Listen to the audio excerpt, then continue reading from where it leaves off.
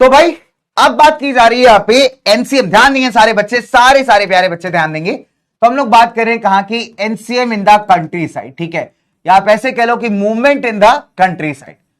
अब country side के अंदर यानी गांव के अंदर जब आप बात करते हैं, गांव का मतलब होता है, कंट्री साइड का मतलब होता है गांव हो गया, दूर दराज के इलाके हो गए, जैसे जंगल के इलाके हो गए, है ना, एकदम बीहड़ गांव के इलाके हो गए, उसको हम लोग कंट्री साइड कह के रिफर करते हैं, राइट बच्चों।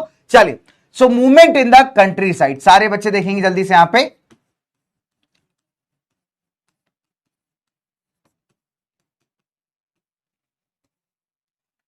चलो, तो यहां पे बच्चों हम दो तरीके के मूवमेंट्स की बात करने वाले हैं। नंबर वन, पहला कौन सा मूवमेंट है, ठीक है, सबसे पहला मूवमेंट आएगा आपका जिसको हम कहते हैं अवध पीजेंट स्ट्रगल, यानी अवध रीजन के अंदर फार्मर्स का यानी पेजेंट्स का स्ट्रगल, जिसको आप क्या कहते हैं दोस्त, इसको आप कहते हैं अवध पीजेंट स्ट्रगल, ठीक है।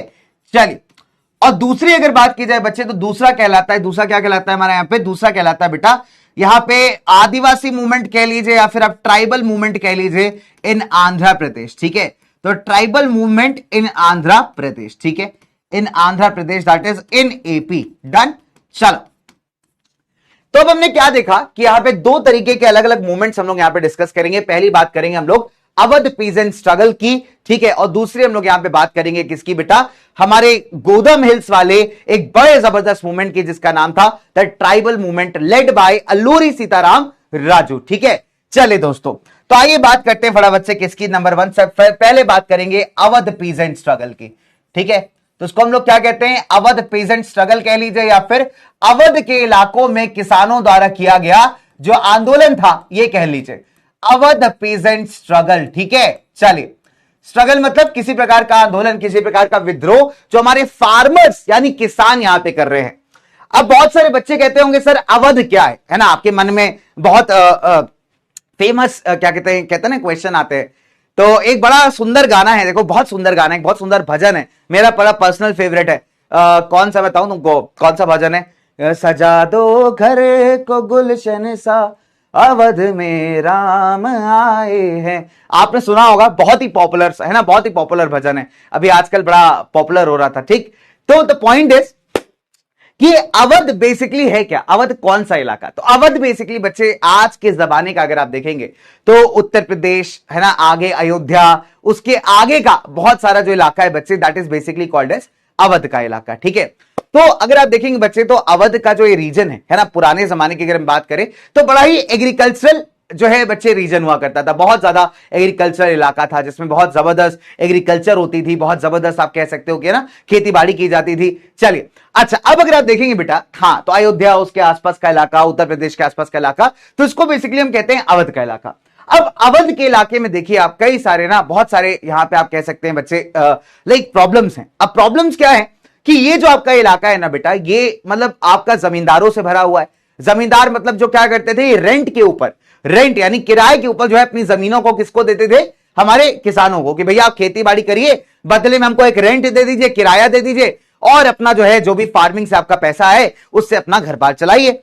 एक तो ये तरीका हो गया। दूसरा तरीका ये था कि कई बार क्या होते थे कि जो जमींदार होते थे बड़े बड़े, जिनके पास जमीनें होती थी, ये लेबर हायर करते थे, ये खुद काम नहीं करते थे बट ये लेबर हायर करते थे और लेबर से काम करवाते थे, और जितना भी पैसा आता था ये खुद खा जाते थे और बेचारे लेबर को बहुत कम पैसा मिलता था।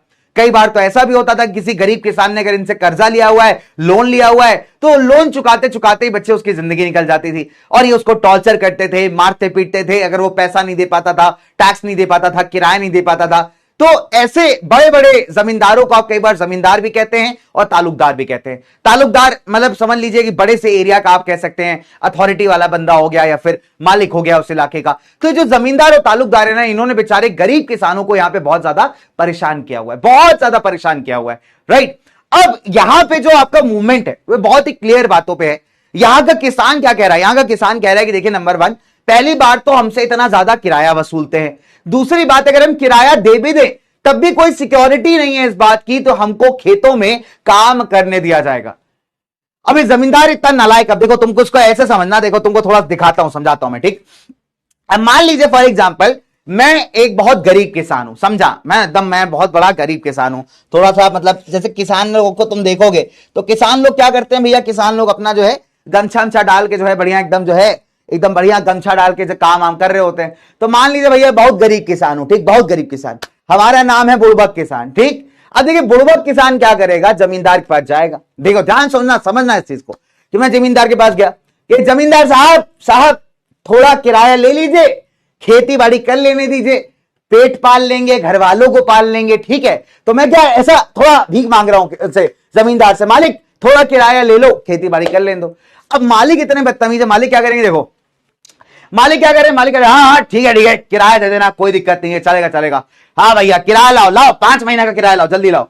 अब मैं बेचारा गरीब किसान 5 महीने का किराया मालिक को दे दिया, जमींदार को दे दिया, हाँ हाँ ठीक है कल से कर लेना खेती बाड़ी, कोई बात नहीं, 5 महीने का किराया जमा है ना, ठीक है जाओ जाओ जाओ।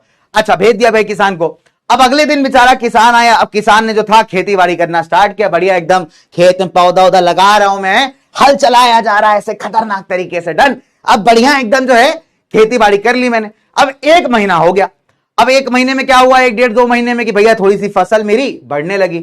अब जहां मालिक ने देखा कि फसल बढ़ रही है इसकी, तो जमींदार क्या कह रहा है, ए बुड़बक किसान, निकलो यहां से निकलो, खेत मेरा है, मैं पैसे खा जाऊंगा, जमींदार हूं मैं, हमारे यहां ऐसा ही होता है, सिंपल सी बात है। तो भैया मैं जमींदार आदमी हूं, मैं क्या कर रहा हूं कि उसने भले ही 5 महीने का किराया मेरे को जमा कर दिया, लेकिन अपनी पोजीशन का फायदा उठा के उस आदमी को 5 महीने से पहले खेत से बाहर निकाल के फेंक दे रहा हूं। अब तुम एज अ किसान इसको सोच के देखो कि क्या तुम्हारे साथ न्याय हुआ, क्या तुम्हारे साथ जस्टिस हुआ? द आंसर इज नो, तुम्हारे साथ जस्टिस नहीं हुआ भाई। और तुम एज अ किसान क्या चाहोगे कि तुम्हारे साथ यह भेदभाव ना किया जाए, ठीक है। और यहां अगर आप देखेंगे तो जो अवध पीजेंट स्ट्रगल है उसका सबसे बड़ा डिमांड ही यही है कि फार्मर्स को पहली बात तो बहुत ज्यादा किराया देना पड़ रहा है, दूसरी बात किराया देने के बाद भी कोई सिक्योरिटी नहीं भैया कि क्या वो अपनी जमीन पे काम कर पाएंगे नहीं कर पाएंगे। तीसरी और इंपॉर्टेंट बात, अगर मान लीजिए फॉर एग्जाम्पल मैं जमींदार का किराया टैक्स नहीं दे पाए, तो जमींदार क्या करेगा, मेरे से कहेगा फ्री में काम कर। समझ रहे हो क्या कहेगा मेरे से कि फ्री में काम कर, फ्री में लेबर कर। इसको आप कहते हैं बेकार मजदूरी। मान लीजिए मैं गरीब किसान, मैं बुड़बक किसान, मान लो फॉर एग्जाम्पल मेरे को खेत से भी निकाल दिया, अब मैं बेचारा किराया भी पूरा नहीं दे पा रहा हूं ठीक तरीके से, ब्याज नहीं दे पा रहा हूं, तो मैं मालिक से कह रहा हूं मालिक मालिक माफ कर दीजिए, काम कर लेने दीजिए खेत पे, हो सकता है मैं आपका पैसा दे दे।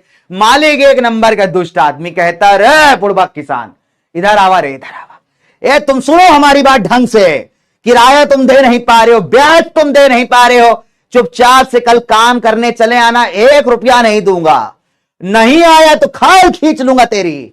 आई बात समझ में?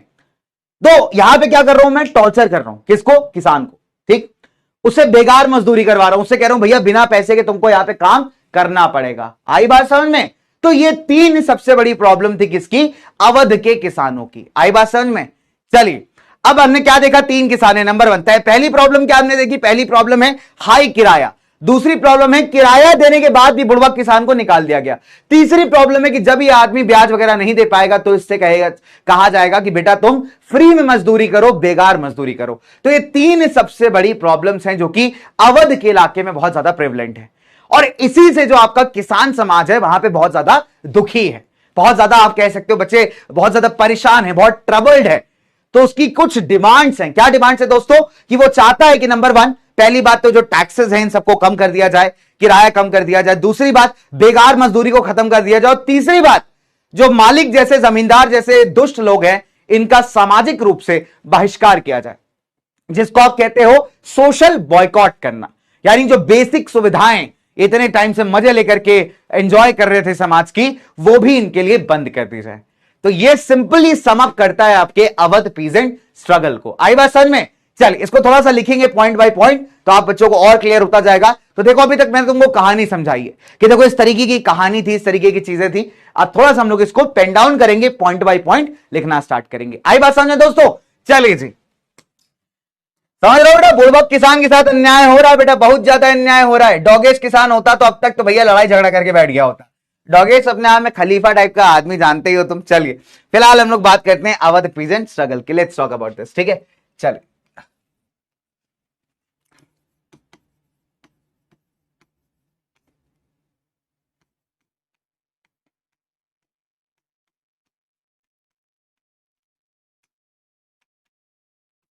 ठीक है, चलो।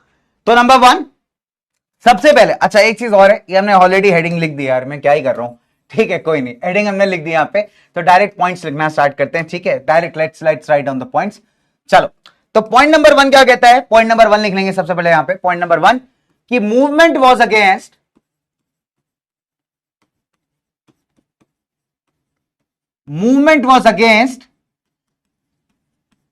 किसके अगेंस्ट था बेटा मूवमेंट? जमींदार एंड तालुकदार। ठीक है, किसके अगेंस्ट मूवमेंट चल रहा है बेटा यहां पे? जमींदारों और तालुकदारों के अगेंस्ट। तो जमींदार एंड तालुकदार, देखिए पहला पॉइंट तो हमारा ये हो गया। चलिए, बहुत अच्छी बात है। किसके अगेंस्ट मूवमेंट है? जमींदारों के अगेंस्ट और दोस्त, और यहां पे तालुकदारों के अगेंस्ट है। दूसरी इंपॉर्टेंट बात, इसके मेन लीडर्स कौन है? ये क्वेश्चन कई बार आता है कि भैया इनके मेन लीडर्स कौन है, मुख्य नेता कौन है? तो देखिए, दो लोगों का नाम सामने आता है। पहले जो है आपके, उनका नाम है बाबा रामचंद्र। ठीक है, तो बाबा रामचंद्र बेटा बाबा रामदेव के वो नहीं है, ये रिलेटिव नहीं है। लास्ट ईयर उड़ान 2024 में एक बच्चे ने पूछा था मेरे से कि सर क्या बाबा रामचंद्र का रिश्ता है क्या बाबा रामदेव से? क्या पतंजलि इन्होंने स्टार्ट किया? नहीं यार, ऐसा कुछ नहीं। ठीक है, तो बालक का बहुत मासूम सवाल था, तुम लोग भी ऐसे सवाल ना करो, इसलिए पहले बता रहा हूं कि यार बाबा रामचंद्र बिल्कुल अलग है, रामदेव पतंजलि से इसका कोई लेना नहीं है। ठीक है, चलिए आगे बात करते हैं ना। तो मेजर लीडर्स कौन है भाई? नंबर 1 पहले तो हमारे बाबा रामचंद्र है। बाबा रामचंद्र कौन थे बेटा? ये खुद किसी जमाने में एक इंडेंचर्ड लेबर हुआ करते थे। अब इंडेंचर्ड लेबर क्या होता है दोस्तों? इंडेंचर्ड लेबर का मतलब होता है कॉन्ट्रैक्ट बेस्ड लेबर। कि पहले क्या होता था, जब हमारे ब्रिटिशर्स के जमाने में कई सारे भारतीय लोग जो थे ना विदेशों में काम करने जाते थे, बट कॉन्ट्रैक्ट बेसिस के ऊपर। हालांकि वहां जाके उनकी हालत बहुत खराब होती थी, बिकॉज वर्किंग कंडीशंस अच्छी नहीं होती थी, बट मिनिमम 5-6 साल के कॉन्ट्रैक्ट पे लोग बाहर काम करने जाया करते थे। तो ऐसे लोगों को आप कहते थे इंडेंचर्ड लेबर। अब बाबा रामचंद्र भी एक इंडेंचर्ड लेबर थे, जिन्होंने सारी इनजस्टिस को ऑलरेडी फेस किया हुआ था, और फिजी नामक एक छोटा सा कंट्री, एक छोटा सा आइलैंड है, तो वहां पे काम करके जो है वापस भारत आ चुके थे। ठीक है, so Baba Ramchandra an indentured labour,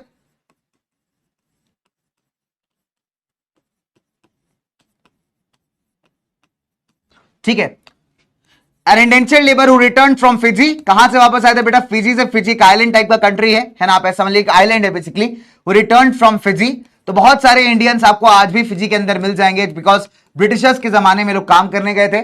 ठीक है, तो indentured labour return from Fiji and supported by, इनको एक किसका सपोर्ट मिला था? यहां पे इनको सपोर्ट मिला था जवाहरलाल नेहरू का। ठीक है, सपोर्टेड बाय जवाहरलाल नेहरू।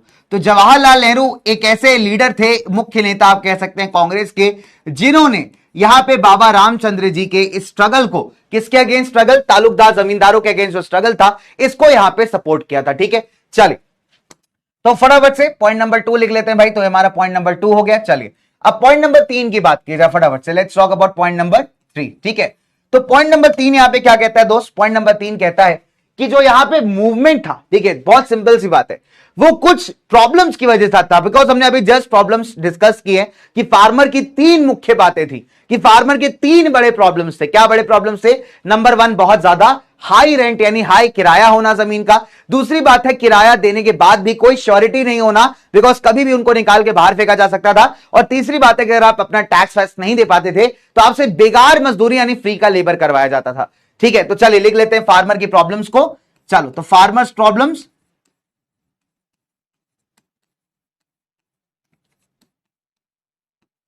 ठीक है, तो 3 प्रॉब्लम्स थी। Number 1 problem number A high rents, बहुत ज्यादा किराया।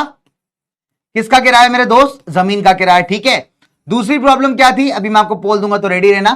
पहली थी हाई रेंट्स, दूसरी प्रॉब्लम क्या थी? कि farmers were regularly thrown out of their lands even after paying rents. ठीक है, कि फार्मर्स वर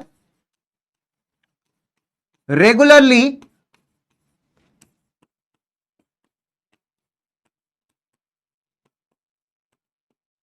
थ्रोन आउट, ठीक है, फार्मर्स वर regularly thrown out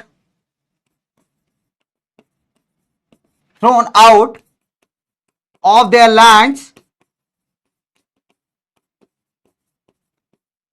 even after paying rents, done. चलिए, तो हमने क्या देखा कि भैया रेंट यानी किराया देने के बाद भी फार्मर को कभी भी निकाल के बाहर फेंका जा सकता था। ठीक है, जैसे आपने देखा होगा कि बुड़बक किसान को निकाल के बाहर फेंक दिया गया, वैसे किसी भी फार्मर को जो किराया भी देके बैठा हुआ है जमींदार को, कभी भी निकाल के जमींदार उसे बाहर कर देता था। क्यों? Because end of the day जो जमीन के अधिकार है वो किसके पास है? जमींदार के पास। और फार्मर सिर्फ किराया दे करके उसकी जमीन पे काम करने की बात कर रहा है। तो ये लोग क्या करते थे? एक नंबर के नालायक थे, किराया भी खा जाते थे और जो है जमीन पे काम भी नहीं करने देते थे। तो ये सबसे बड़ा प्रॉब्लम निकल के आता। तीसरी बात बच्चे, तीसरा हमने क्या पढ़ा था यहाँ पे? सॉरी, इसको पॉइंट नंबर सी लिख लेते हैं। तो तीसरा हमने क्या पढ़ा था बच्चों? यहाँ पे तीसरा हमने ये पढ़ा था दोस्त कि भैया बेगार मजदूरी यहां पे फार्मर से करवाई जाती थी। ठीक है, कि farmers were do force to do begar. Done? कि फार्मर्स वर फोर्स्ड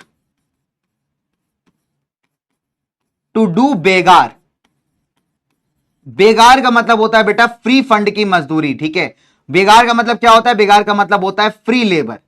जब आप बिना किसी पैसे के कोई काम धंधा करते हो उसे कहते हैं बेटा बेगार मजदूरी करवाना। अब लास्ट टाइम अगर आप देखोगे तो एक बच्चे ने कहा था, क्लास 10 की बात है 2024 की, कि सर उसका डाउट था सर क्या स्कूल में जो हमको पैसे नहीं देते होमवर्क करने के, क्या वो भी बेगार मजदूरी के अंदर आता है? तो ऐसे मासूम सवाल बेटा मत करना, स्कूल में बहुत हानिकारक होते हैं। पता चला तुम ज्यादा ये जो है मोटिवेट होके पहुंच गए स्कूल के अंदर, वहां कह रहे हो कि जो आप हमसे फ्री का होमवर्क करवा रहे हो बिना कोई पैसे दिए, ये भी बेगार मजदूरी है, इसे बेगार मानेंगे हम लोग, स्टूडेंट लोग आवाज उठाएंगे। बेटा आवाज दबा दी जाएगी तुम्हारी, पहले बता रहा हूं मैं।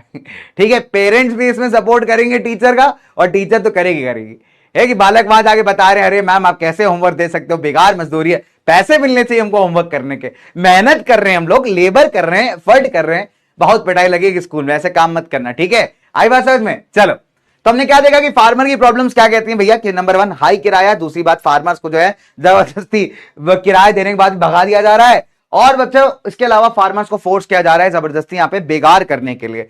ठीक है, अच्छा अब फार्मर क्या चाहते हैं? फार्मर की डिमांड्स तो कोई पूछ ही नहीं रहे हैं, तो फार्मर की देखिए कुछ डिमांड्स है, फार्मर की कुछ मांगे हैं, फार्मर भी कुछ चाहते हैं। ठीक है, तो फार्मर की डिमांड्स की बात करते हैं, let's talk about farmers demands. ठीक है, तो ये तो फार्मर की प्रॉब्लम्स हो गई। अब हम बात करेंगे फार्मर्स की डिमांड्स का, कि भाई हमारे फार्मर्स, हमारे किसान यहाँ पे जो पीजेंट्स हैं वो एक्चुअली चाहते क्या है। ठीक है, तो इनकी देखिए 3 मेजर डिमांड है। क्या है डिमांड?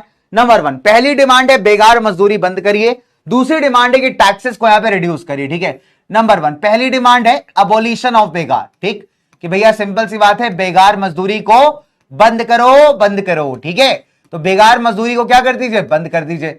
दूसरा है क्या कह रहे हैं? दूसरा कह रहे हैं रिडक्शन ऑफ रेवेन्यू, कि भैया जो आप रेवेन्यू ले रहे हैं, पैसा हमसे ले रहे हैं, जो भी आप टैक्सेस ले रहे हैं, उसको क्या किया जाए? यहां पे उसको कम कर दिया जाए, रिड्यूस कर दिया जाए, रिडक्शन ऑफ रेवेन्यू। आई बात समझ में? और तीसरा कह रहे हैं कि यार जो जितने भी ऑपरेसिव यानी अत्याचारी टाइप के लैंडलॉर्ड्स हैं, जैसे आपने मालिक का एग्जांपल देखा है ना, तो जितने भी आपके अत्याचारी टाइप के लैंडलॉर्ड्स हैं, ऐसे सारे लोगों का सामाजिक बहिष्कार किया जाए।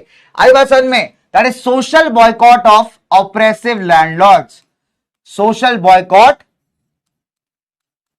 ऑफ ऑपरेसिव, अरे यार ऑपरेसिव का, यार ऑपरेसिव लिख नहीं पाऊंगा यहां पे, नीचे लिखता हूं उसको थोड़ा सा। ठीक है, तो social boycott of oppressive landlords. Oppressive का मतलब होता है मेरे दोस्त जो बहुत ज्यादा अत्याचार करता हो, बहुत ज्यादा बदतमीज हो, है ना, बहुत ज्यादा लोगों के साथ बुरा भेदभाव करता हो, दैट्स कॉल्ड एज ऑपरेसिव। ठीक है, अत्याचारी या फिर अत्याचारी, ऑपरेसिव। तो जितने भी ऑपरेसिव लैंडलॉर्ड्स हैं उनका सामाजिक बहिष्कार यहां पे करना। ठीक है, सामाजिक बहिष्कार मतलब सिंपल से मतलब उनको समाज की जो बेसिक सर्विसेज हैं वो भी यहां पे प्रोवाइड नहीं करना। तो इसे कहा जाता है, क्या कहा जाता है बेटा? ये थी फार्मर्स की 3 मेजर डिमांड्स, किसके अंदर? इस अवध पीजेंट स्ट्रगल के अंदर। ठीक है, चलिए अब अगर आप देखोगे तो यहां पे क्या होता है कि अक्टूबर 17 1920 को अवध किसान सभा का फॉर्मेशन किया जाता है। ये वही किसान सभा थी जिसका काम था यहां पे लोगों को गाइड करना कि वो कैसे अपने आंदोलन को आगे लेकर के जाएं। तो अक्टूबर 17 1920 की बात है बच्चे की, यहां पे अवध किसान सभा का फॉर्मेशन होता है, और साथ ही साथ पूरे इलाके में, अवध के रीजन में नाई धोबी बंद को ऑर्गेनाइज किया जाता है। अब ये नाई धोबी क्या होता है? नाई का मतलब होता है बाल काटने वाला, जो आपके बाल काटता है, और धोबी का मतलब होता है जो बेटा कपड़े धोता है। अब पहले की जमींदार लोग जो थे, जमींदार वगैरह हो गए ना, तालुकदार वगैरह हो गए, तो ये बड़े बड़े लोग हैं, इनके पास जमीनें हैं, पावरफुल लोग हैं, तो ऑब्वियस सी बात है बाल काटने के लिए इनको नाई चाहिए, है ना, तो बाल ये कटवाते थे उनसे बढ़िया स्टाइलिश तरीके से, राइट। और उसके बाद कपड़े भी खुद नहीं धोते थे, कपड़े धुलवाने के लिए भी एक आदमी था, तो यहां पे लोगों ने कहा कि भैया इनको ना बाल काटने की सर्विस दी जाए, ना ही इनको जो है कपड़े धुलवाने की सर्विस दी जाए। गंदे कपड़े पहन के जब लंबे बाल लेके निकलेंगे ऐसा लगेगा चुड़ैल साक्षात चल रही है रोड के ऊपर। गांव के लोग डर डर भाग रहे हैं। पहले इस बात से भाग रहे थे बेचारे कि इनको बेगार करवाया जा रहा था, टैक्स लिया जा रहा था। अब जमींदार ना नहाया है, ना धोया है, ना कपड़े साफ पहने, बाल बढ़ चुके हैं, बेचारा समझ ही में नहीं आ रहा है। जमींदार साहब घूम रहे हैं रोड के ऊपर है रात के समय, गांव वाले डर डर के भाग रहे हैं, भूत आ गया, भूत आ गया, चुड़ैल आ गई, चुड़ैल आ गई। ऐसे जुल्फे हटा के देखी तो जमींदार निकला, फिर लोग भाग रहे, अभी बेगार मजदूरी करवा देगा भाई हमसे, ठीक है। तो डर का माहौल है कुल मिला के, राइट। तो फिलहाल जोक्स अपार्ट गाइस, तो फिलहाल ये एक बहुत अच्छा तरीका था आप कह सकते हैं यहां पे कि जमींदारों को बहिष्कार करने का, उनका आप कह सकते हो विरोध करने का, राइट। चलिए तो लिख लेते हैं इस पॉइंटर को फटाफट से। पॉइंट नंबर 5 बहुत ही प्यारा पॉइंट है भैया। पॉइंट नंबर 5 लिख लेते हैं। चलिए सुंदर सुंदर कलर के साथ, क्या बात है, बहुत बढ़िया, ओह वाह क्या बात है। तो पॉइंट नंबर 5 यहां पे लिख लेते हैं। पॉइंट नंबर 5 आता हुआ भाई। तो पॉइंट नंबर 5 क्या कहता है भाई? पॉइंट नंबर 5, पॉइंट नंबर 5 कहता है कि अक्टूबर 17, 1920 अवध किसान सभा कह लीजिए या औध किसान सभा कह लीजिए, दोनों तरीके ठीक हैं, ठीक है। अवध किसान सभा वॉज फॉर्म्ड, ठीक है, वॉज फॉर्म्ड, डन। मुझे लगता है इसको थोड़ा ब्राइट कलर से लिख लेते हैं क्योंकि मेरे को ये थोड़ा रिफ्लेक्ट मार रहा है। दोबारा से लिखता हूं उसको, ठीक है। चलिए थोड़ा ब्राइट कलर के साथ, चलिए डन। तो अक्टूबर 17, 1920 अवध किसान सभा, इसको औध भी कहते हैं कई बार, ठीक है। अवध किसान सभा क्या हो गई बेटा? यहां पे फॉर्म हो गई, ठीक है, बन गई, ठीक है। अवध किसान सभा वॉज फॉर्म्ड, डन, ठीक है। चलिए और क्या हुआ? एंड साथ ही साथ नाई धोबी बंद वर ऑर्गेनाइज्ड। नाई यानी नाई का मतलब होता है बार्बर, ठीक है। एंड धोबी का मतलब होता है, धोबी इज वॉशरमैन, ठीक है। धोबी का मतलब होता है वॉशरमैन, डन। जो आपके कपड़े धोता है, ठीक है। तो नाई धोबी बंद, बंद वर ऑर्गेनाइज्ड। बंद का मतलब होता है क्लोज कर देना इनकी सर्विसेज को, ठीक है। बंद वर ऑर्गेनाइज्ड, डन। चलिए ठीक है, चलो। तो हमने क्या देखा यहां पे कि भैया अक्टूबर 17, 1920 को अवध किसान सभा का फॉर्मेशन किया गया है ना। इसको फॉर्म करने वालों में से मेजर भूमिका थी बाबा रामचंद्र की। एंड साथ ही साथ अगर आप देखेंगे बेटा तो नाई धोबी बंद को यहां पे ऑर्गेनाइज किया गया था। नाई का मतलब होता है बार्बर और धोबी का मतलब होता है वॉशरमैन, जो आपके कपड़े धोता है, ठीक है। तो यहां पे इन्होंने भैया स्ट्राइक कर दी। इन्होंने कहा कि हम अपनी सर्विसेज यहां पे जमींदार को प्रोवाइड नहीं करने वाले, राइट। चलिए आगे बात करते हैं। हाँ बच्चे, सर नितिन क्या है यार, ऐसे जोक कौन करता है? नितिन ऐसी बात कर रहे हो नितिन तुम, ये कोई बात होती है Nitin? Very bad Nitin guys, ऐसे कौन जोक करता है बेटा? ऐसे कौन करता है नितिन? मत किया करो भैया, ऐसे थोड़ी होता है। अरे नितिन यार क्या करते हो यार, है लोग जोक से बुरा मान रहे, तुम्हें लाल पीले पता नहीं कौन कौन से कलर का सिंबल बना के भेजे दे रहे हैं यहाँ पे, क्या कर रहे हो नितिन? ऐसे थोड़ी होता है नितिन, फोकस करो यार, मजाक चल रहा है यहाँ पे क्या यार नितिन? ऐसे कौन जोक करता है यार? ऐसे थोड़ी होता है। नॉट बैड, नॉट बैड, ठीक। चलो आगे बात करते हैं। है भाई नितिन भाई, यार क्या बात है, नितिन फेमस हो रहा है। चलो है भाई नितिन, चलो आ नितिन पढ़ ली, बहुत अच्छी बात है। अच्छा अब आगे बात करते हैं फटाफट से, क्वेश्चन को हम लोग आगे ले जाएंगे। चलिए कंटिन्यूटी में रखेंगे टॉपिक को। तो हम लोग बात कर रहे थे अवध के पीजेंट स्ट्रगल की, ठीक है दोस्तों। चलिए तो अभी तक हमने क्या पढ़ा कि अभी तक हमने ये पढ़ा कि भैया नाई धोबी बंद को यहां पे ऑर्गेनाइज किया गया, ठीक है। किसके सपोर्ट में? ऑब्वियस सी बात है भैया, सपोर्ट ऑफ द फार्मर्स। किसके अगेंस्ट? जमींदार और तालुकदार के अगेंस्ट, ठीक है। अब थोड़ा सा कहानी को और लिखते हैं। अरे यार चलो भैया चलो, यही होता है मेरे साथ, हर बार धोखा दे जाते हैं यार ये चलो तो आगे बात करते हैं फटाफट से। तो हमने क्या पढ़ा अभी तक कि भैया अवध किसान सभा यहां पे फॉर्म की गई और नाई धोबी बंद को यहां पे ऑर्गेनाइज किया गया। अब कहानी को यहां से आगे लेकर चलते हैं, पॉइंट नंबर 6, ठीक है। तो अब देखिए क्या होता है दोस्तों, यहां पे सारे बच्चे ध्यान देंगे। पॉइंट नंबर 6 क्या कहता है? पॉइंट नंबर 6 कहता है कि भाई साहब कि जब एनसीएम स्टार्ट हुआ, ठीक है, व्हेन द एनसीएम स्टार्टेड, ध्यान से देखिएगा, जब भैया नॉन कॉपरेशन मूवमेंट यहां पे स्टार्ट हुआ, ठीक, तब स्टार्टिंग में आपको याद होगा मैंने आपको बताया था कि इस पूरे मूवमेंट के अंदर अवध पीजेंट स्ट्रगल में जवाहरलाल नेहरू का काफी सपोर्ट रहा है, ठीक है। तो अब क्या होता है कि जब नॉन कॉपरेशन मूवमेंट स्टार्ट होता है तो कांग्रेस चाहती थी कि इस अवध पीजेंट स्ट्रगल को नॉन कॉपरेशन का हिस्सा बनाया जाए। देखो ये नॉन कॉपरेशन का हिस्सा नहीं है, भले ही यहाँ पे लोग जो है नॉन कॉपरेशन मूवमेंट से बहुत मोटिवेटेड है, लेकिन इनका आंदोलन का जो रीजन है अपना बहुत पर्सनल है, बहुत अलग है।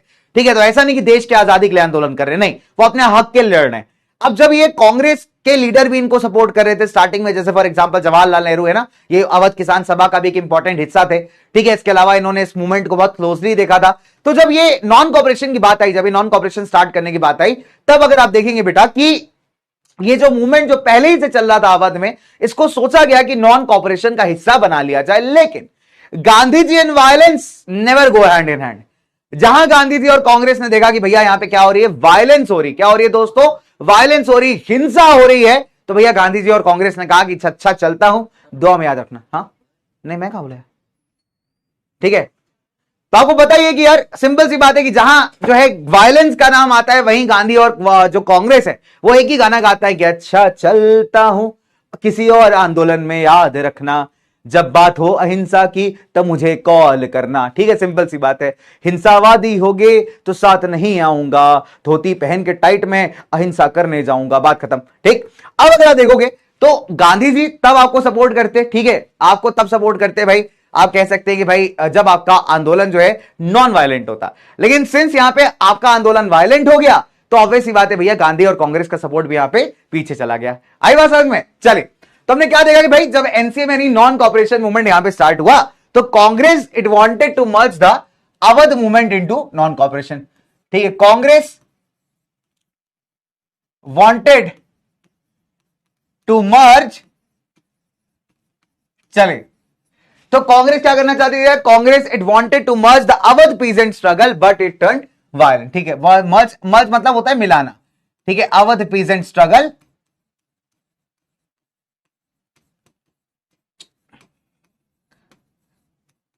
But it turn violent, but ये क्या हो गया भैया, वायलेंट हो गया यार।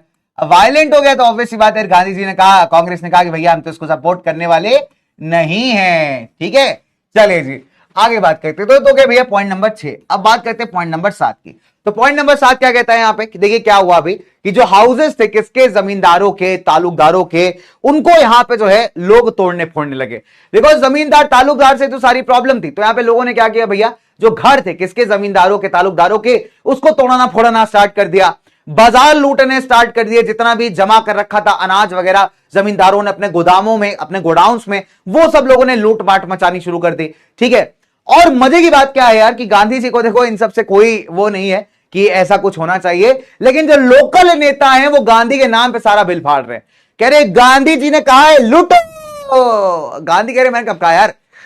ठीक है, तो लोकल नेता को पता है कि भैया गांधी जी का नाम काफी चल रहा है, गांधी जी का ब्रांड नाउ, गांधी जी अभी देश में ब्रांड बन चुके हैं। ठीक, तो लोकल नेता क्या कर रहे हैं कि गांधी जी का नाम लेकर के लोगों को गाइड कर रहे हैं, कह रहे हैं भैया गांधी जी ने कहा है, सुनो किराया विराया मत देना है, गांधी जी ने कहा टैक्स मत देना, गांधी जी ने कहा एक जमींदारों की जमीन छीन करके हम तुमको दे देंगे।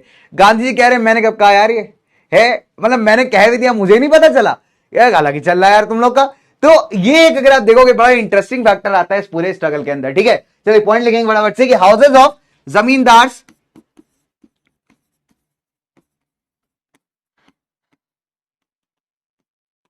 कि houses of zamindars and taluqdars were attacked.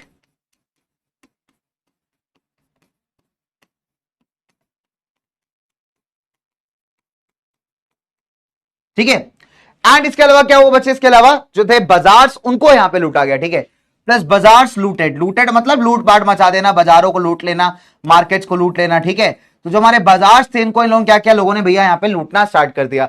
Obvious सी बात है कहीं पे भी जब मूवमेंट वायलेंट होता है ना, तो ऐसी लूटपाट आपकी बहुत ज्यादा कॉमन हो जाती है। ठीक है, अच्छा आठवीं बात, आठवां पॉइंट लिख लेते हैं इस पॉइंटर का, इस पूरे मूवमेंट का, कि जो लोकल लीडर्स थे they use the name of Gandhi and told the farmers not to pay the taxes and land will be given to them. ठीक है, so however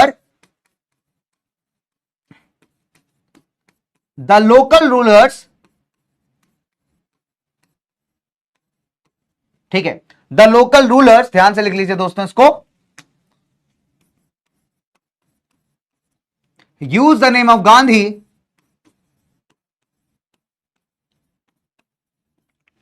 ठीक है and told the farmers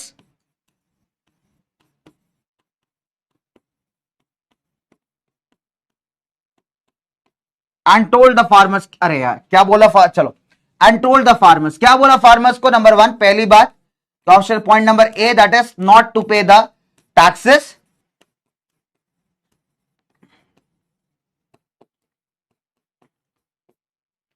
and दूसरा बोला कि land will be given to them.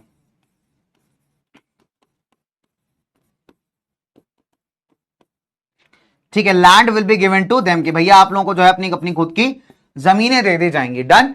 चलिए, तो यहां पे दो बातें हमको बिल्कुल क्लियर क्लियर समझ में आ गई कि भैया गांधी जी ने हालांकि इस मूवमेंट को अप्रूव यहां पे ना किया हो, कांग्रेस इस मूवमेंट के साथ भले ही ना हो, लेकिन फिर भी अगर आप देखेंगे तो जितने भी हमारे फार्मर्स थे, जो उनके लीडर्स थे, नेता थे, उन्होंने गांधी का नाम इस्तेमाल करके क्या किया बेटा, यहां पे सैंक्शन कर दिया कि भैया ऐसा है कि गांधी जी ने कहा है कि जो है हर एक इंसान को अपना अपना क्या मिलेगा, अपनी जमीन दे दी जाएगी गांव के अंदर, एंड एज ए रिजल्ट हर एक इंसान को यहां पे टैक्स वैक्स देने की जरूरत नहीं है। तो आप देख सकते हो कि गांधी अपने आप में क्या बन चुके हैं बेटा, गांधी अपने आप में एक ब्रांड बन चुके हैं। क्या बन चुके हैं बच्चों? एक ब्रांड। ठीक है, चलिए, तो यहां पे मैं डाल देता हूं हेडिंग, नहीं तो कंफ्यूज हो जाओगे तुम, अवध पीजेंट स्ट्रगल। ठीक है, चलिए, अब देखो अवध की बात तो हम सभी ने कर ली। ठीक है, अवध की बात हम सबने कर ली भैया। अवध के पेजेंट मतलब फार्मर होता है, किसान होता है, हिंदी में लिख दे रहे। ठीक, अगर गलती से तुम्हें भूल भाल जाओगे सर पेजेंट का मतलब क्या होता है, सर भारी भरकम अंग्रेजी सर, तो अवध पेजेंट का मतलब होता है भैया किसान, अवध के किसानों का स्ट्रगल, यानी उन्होंने जितना भी यहां पे आप कह सकते हो बेटा मतलब विरोध किया, लड़ाई लड़ी अपने हक की, उसको हम कहते हैं अवध पीजेंट स्ट्रगल। आई बात समझ में? चलिए, अब लाओ यार बालक एक क्वेश्चन और किया जाए ना, मजा आ रहा है, हम लोग खेल लें कौन बने करोड़पति, जीतने वाले कुछ नहीं मिलने वाला, 5 रुपए दे के जाने पड़ेंगे। आई बात समझ में? ठीक है, चलो एक और क्वेश्चन देखते हैं, एक और क्वेश्चन देखते हैं। Let's have one more question guys. अरे यार कहां गया मस्त मस्त सवाल, अभी तो ढूंढ रहा था मैं। हाँ जी बेटा, जीतने वाले को 5 रुपए मेरे को देने पड़ेंगे। आई बात समझ में? हाँ, बहुत जरूरी है बेटा, बहुत जरूरी है, जीवन बहुत चाहिए मेरे को, अभी कमी चल रही है। ठीक, चलो आगे बात करते हैं। यार ये तो बड़ी घातक डीपीपी है यार तुम लोग की आज। कोई बात नहीं, कोई बात नहीं, कोई बात नहीं, चलेगा। एक क्वेश्चन करता हूं, ठीक है? तो क्वेश्चन क्या कहता है, दूर दराज के इलाकों में तो जनरली दो तरीके के स्ट्रगल्स हम बात करेंगे। नंबर वन, एक जो हम कर चुके हैं दैट इज अवध पीजेंट वाला, और दूसरी बात आ जाएगी आपके गुरिल्ला मूवमेंट इन आंध्र प्रदेश या ट्राइबल मूवमेंट इन आंध्र प्रदेश की। ठीक है, चलिए आइए दोस्तों बात करते हैं tribal movement in Andhra Pradesh. ठीक, चलिए,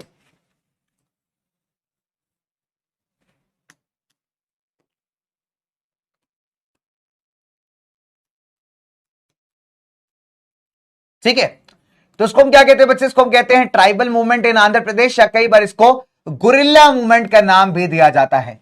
अब गुरिल्ला मूवमेंट सुन करके आपके दिमाग में एक ही चीज दौड़ रही होगी कि क्या सर गुरिल्ला ने यहां पे युद्ध किया था ब्रिटिश के अगेंस्ट, क्या गुरिल्लाज ने जो है कूद कूद के ब्रिटिश को उछाल उछाल के फेंक दिया था, ये गया एक गोरा आदमी उधर, क्या ऐसा हुआ था? नहीं यार, गुरिल्ला वॉरफेयर का मतलब होता है जब आप छुप करके अपने दुश्मन पे वार करते हो। वैसे मैं छुप गया, यहां पे है वो गोरा आदमी दिखाई दे रहा है, मैंने खींच के पत्थर मारा जोर का, मर गया। ठीक, तो दैट इज कॉल्ड गुरिल्ला।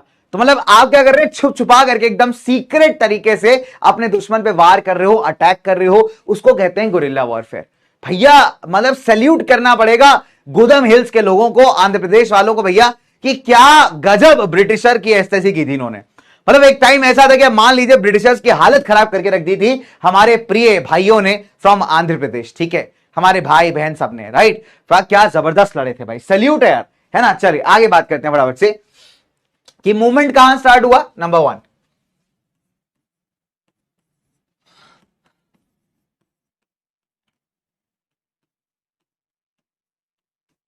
कि मूवमेंट कहां स्टार्ट हुआ बेटा, in the Gudem hills of Andhra प्रदेश।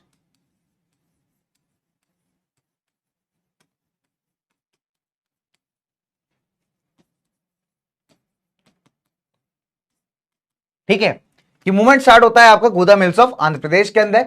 अब सेकंड बात आती है कि सर इसके रीजंस क्या थे, कि मूवमेंट स्टार्ट क्यों, है ना कुछ तो कारण रहे होंगे। चलिए, तो पॉइंट नंबर 2 वही डिस्कस करेगा भाई, कि इस पूरे मूवमेंट के ना बेटा यहां पे रीजंस क्या थे ना, व्हाट वर द रीजंस। ठीक है, देखिए अगर मोटा मोटा बात की जाए ना, तो इसके 3 मेजर कारण है। कितने कारण है दोस्तों यहां पे?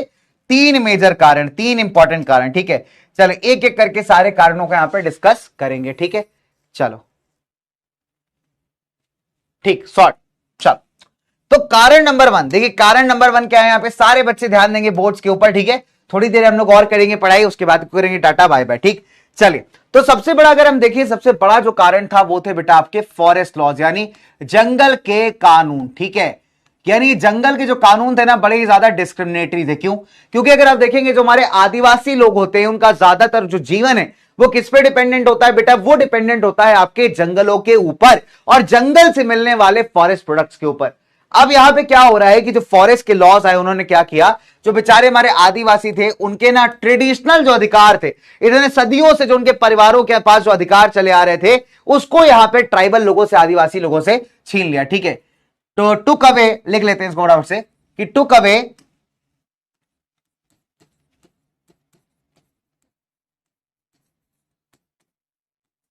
द ट्रेडिशनल राइट्स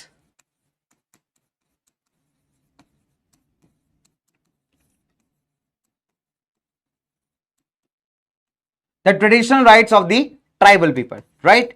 जो उनके ट्रेडिशनल अधिकार थे ना उनको यहां पे क्या किया बेटा? फॉरेस्ट लॉज ने छीन लिया। अब फॉरेस्ट लॉज के हिसाब से अगर आप देखोगे तो बेचारे जंगलों के अंदर नहीं जा सकते, अपने जानवरों को खाना खिलाने नहीं ले जा सकते, जंगल से सामान तोड़ के नहीं ला सकते, तो ये सारी चीजें भी इन बेचारों के लिए यहां पे बैन हो गई हैं। तो एज अ रिजल्ट जो जिंदगी जीने का जो सहारा था, जिंदा जी रहने के लिए तेरी कसम जंगलों के प्रोडक्ट्स जरूरी है सनम, है ना। तो ट्राइबल्स के केस में बात बिल्कुल सही साबित होती है कि जिंदा रहने के लिए तेरी कसम कि भैया जंगलों के प्रोडक्ट्स जरूरी है सनम। तो द पॉइंट इज जब आप जंगलों के अंदर एंट्री ही बैन कर दोगे तो इनका जो जीने का सहारा है, जो इनका जो अर्निंग का सोर्स है बेटा, वो ही यहां पे खत्म हो जाएगा। तो एज अ रिजल्ट क्या हुआ कि जो ट्राइबल्स थे they lost their tribal livelihood. ठीक है, तो tribals they lost their livelihood. Livelihood का मतलब होता है बेटा जो आपको जीने के लिए जितनी भी चीजों की जरूरत होती है, जो आपका सोर्स ऑफ इनकम होता है उसको हम कहते हैं लाइवलीहुड। ठीक है, जो आप कमाई धमाई करते हो that is called as livelihood. तो इनका एक ही सहारा था, होता है जंगल, और जंगलों से अधिकार किसने छीन लिया था? यहां पे ब्रिटिशर्स द्वारा बनाए गए फॉरेस्ट लॉज ने। ठीक है, अब क्या हुआ कि ब्रिटिशर्स चाहते थे कि जंगलों को मैक्सिमम से मैक्सिमम एक्सप्लॉइट करना, बिकॉज अगर आप देखेंगे तो आंध्रा के अंदर जंगलों का वेल्थ भी अच्छा है, प्लस आप देखेंगे वहां पे मिनरल वेल्थ भी अच्छा है। तो अगर जंगलों तक आपको एक्सेस करना है, जंगलों तक जाना है, तो बहुत जरूरी है दोस्त कि आपको वहां पे सड़कें चाहिए होंगी, रोड चाहिए होंगे, है ना। और जब इन्होंने ट्राइबल लोगों को फोर्स करना स्टार्ट किया कि भैया फ्री में मजदूरी करो, रोड बनाने में मदद करो, तो उन्होंने कहा अभी बताते हैं, हमसे रोड बनवाओगे तुम, फ्री में काम करवाओगे, बेकार मजदूरी, क्या बड़ा अभी बताते हैं, रुक जाओ, होगे तुम ब्रिटिश अपने घर के, आंध्र प्रदेश के जंगल है, ऐसे थोड़ी छोड़ देंगे, है कि नहीं। तो उन्होंने कहा बेटा बताते हैं, रुक जाओ, तुम ब्रिटिशर बहुत उड़ रहे हो हवा में, तुम्हारे पंख आओ जो है थोड़ा नीचे लेकर के आते हैं। ठीक, तब आप देखोगे जो हिल पीपल थे, यानी जो यहां पे लोग रहते थे, आपके पहाड़ी लोग, इन्होंने क्या किया बेटा? यहां पे रिवॉल्ट कर दिया, विद्रोह कर दिया। ठीक है, चलिए, तो when British force them to do begar for road building,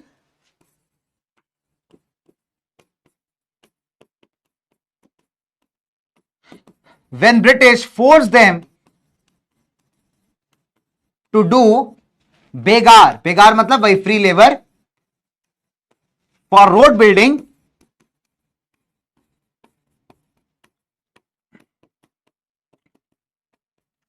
the hill people revolted. ठीक है, द हिल पीपल यानी जो पहाड़ियां थी गुदम हिल्स की, यहां पे रहने वाले जो लोग थे इन्होंने विद्रोह कर दिया बेटा, यहां पे रिवॉल्ट कर दिया। ठीक है, that is the hill people revolted. ठीक, चलो, तो भाई ये तो मेजर मेजर कारण हो गए, मेजर मेजर आपके रीजंस हो गए। अच्छा, अब अगर आप देखेंगे तो इनको जो सपोर्ट करने के लिए जो लीडर आए थे ना बेटा, अपने आप में बड़े इंटरेस्टिंग फिगर माने जाते हैं। क्यों भाई?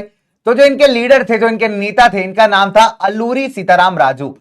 तो जो लीडर साहब है हमारे अल्लूरी सीताराम राजू, बेटा ये अपने आप में एक बड़े ही इंटरेस्टिंग फिगर है। क्यों भाई? क्योंकि ऐसा मानना है, अगर आप वहां के ट्राइबल से आज भी पूछेंगे कि सीताराम राजू कौन है, तो आपको यही बताएंगे बेटा कि सीताराम राजू जो है भगवान के अवतार थे। बिकॉज इनकी कही गई बातें ही ऐसी थी, इनफैक्ट अगर आप सोच के आप खुद हैरान हो जाओगे। कहते थे कि मैं फ्यूचर बता सकता हूं, ये कहते थे कि जो बुलेट की गोली है उसे भी मैं सरवाइव कर सकता हूं। ठीक है, कि बुलेट की गोली भी मेरा कुछ नहीं बिगाड़ सकती, और मैं जो है लोगों को सही कर सकता हूं, उनकी बीमारियां दूर कर सकता हूं। तो ऐसी कई सारी बातें सीताराम राजू के बारे में बहुत फेमस थी। हालांकि एक बात और बड़ी फेमस है कि भैया गांधी जी के डाई हार्ट फैन थे, गांधी जी के मतलब एकदम जबरा फैन जिसको कहते हैं ना, कि मैं तेरा हाय रे जबरा फैन हो गया, है ना। तो गांधी जी एकदम डाई हार्ट फैन थे भाई ये। And the best part guys, ये गांधी जी के खादी के कंसेप्ट को बड़ा प्रमोट करते थे, भैया खादी कपड़े पहनिए, है ना। फिर ये कहते थे कि अपने लोगों से कहते थे, अपने कबीले के लोगों से, भैया ड्रिंकिंग मत करिए, एल्कोहल मत पीजिए, पीने के बाद आपको याद ही नहीं रहता कि कौन ब्रिटिश है कौन इंडियन है। तो भैया अल्कोहल मत पीजिए, अच्छी आदत नहीं होती है सब करना। ठीक है, देश के लिए सेवा करिए, देश के लिए अपना एफर्ट लगाइए। एक बात में गांधी से अलग थे। गांधी का मानना था कि अहिंसा से आप लड़ाई जीत सकते हो, इनका मानना था कि भैया जैसी जिसकी लाठी उसकी भैंस। सिंपल सी बात है, कहने का मतलब है कि जो जैसा करेगा उसको वैसा ही रिस्पॉन्स देना चाहिए। तो ये अहिंसावादी अप्रोच के समर्थक नहीं है, ये नॉन वायलेंट अप्रोच को बेटा सपोर्ट नहीं करते। इनका सिंपल सा लॉजिक था कि अगर आपको ब्रिटिशर से फ्री होना है तो आपको उन्हीं की भाषा में जवाब देना पड़ेगा, that is by using violence. तो वायलेंस करना, युद्ध करना ही इनके हिसाब से एक परफेक्ट सोल्यूशन था। तो गांधी से इस बात में थोड़ा सा डिसएग्री करते हैं, ठीक है। चलिए, तो let's talk about Alluri Sitaram Raju. तो इनके बारे में दो बातें फेमस थी। नंबर वन कि पहली बात, ही सेड दैट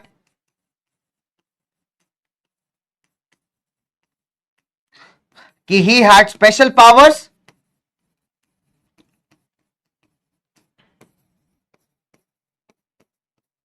ठीक है, and people called him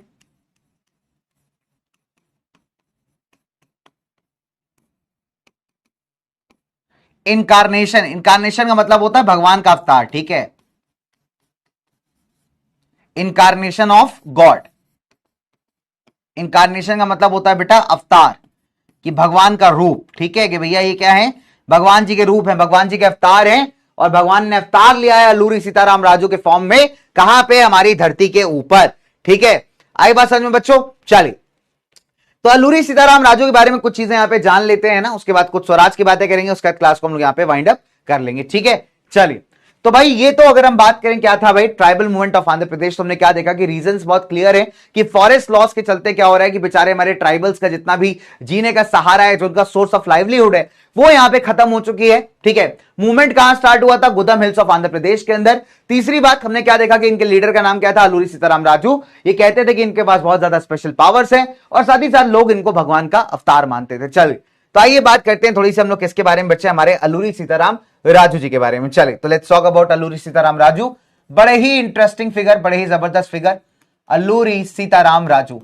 photo में इस बार ला नहीं पाया, तो फोटो अगली बार लेकर के आऊंगा आपके लिए, ठीक है। तब आप देख लीजिएगा कि अल्लूरी सीताराम राजू जी कैसे दिखते हैं।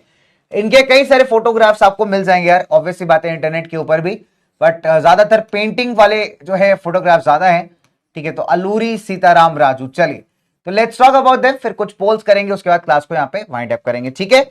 चलिए, तो राजू जी की अगर बात की जाए बेटा, अल्लूरी सीताराम राजू की, तो मैंने आपको बताया कि बड़े ही इंटरेस्टिंग फिगर है, ठीक है।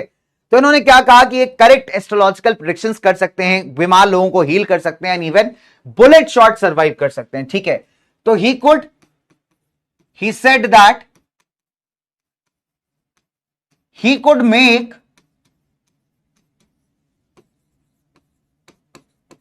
करेक्ट एस्ट्रोलॉजिकल प्रेडिक्शंस, ठीक है, करेक्ट एस्ट्रोलॉजिकल प्रेडिक्शंस,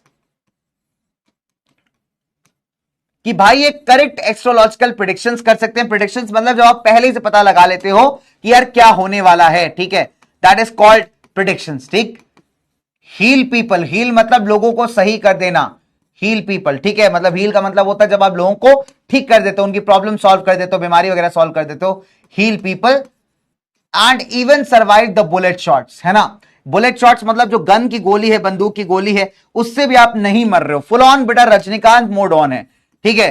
तो कह रहे हैं even survive the bullet shots, कि भैया अगर गोली भी चलेगी तो गोली भी इनका कुछ नहीं कर पाएगी, ऐसा ये लोगों से कहा करते थे, ठीक है। हालांकि ब्रेव थे, कहना इसमें कोई दो रहा नहीं है, कि काफी ब्रेव थे बेटा, बट ये वाली चीजें थोड़ी सी कहते हैं यार ज्यादा हो गई, बट हालांकि लोकल आपको बेहतर बता पाएंगे इस बात में कितनी सच्चाई और कितना झूठ।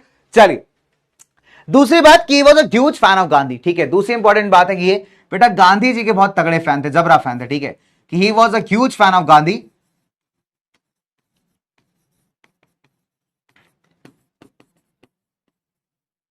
ठीक, कि भैया गांधी जी के बहुत तगड़े, बहुत जबरा फैन थे यार ये, ठीक। तो गांधी के बहुत तगड़े फैन थे, एंड इनफैक्ट अगर आप देखोगे लोगों को कहते थे कि भैया खादी पहना करो और अल्कोहल वगैरह यहां पे पीना छोड़ दो, ठीक है। So he asked people to wear khadi,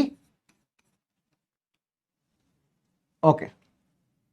एक मिनट देना गाइस, एक मिनट देना, ये मक्खी आ गई भाई, बोर्ड के ऊपर है मक्खी, जाओ हट, चलो, ठीक है। अरे मक्खी आ गई थी यार, डिजाइन बना रही थी यहाँ पे, चलो। सो ही आस्क्ड पीपल, क्या बोलते थे भाई लोगों से, सारे बच्चे ध्यान देंगे यहाँ पे, उसके बाद हम लोग क्वेश्चंस करेंगे जल्दी से, कि he asked people to wear khadi, ठीक है, to wear khadi and give up drinking,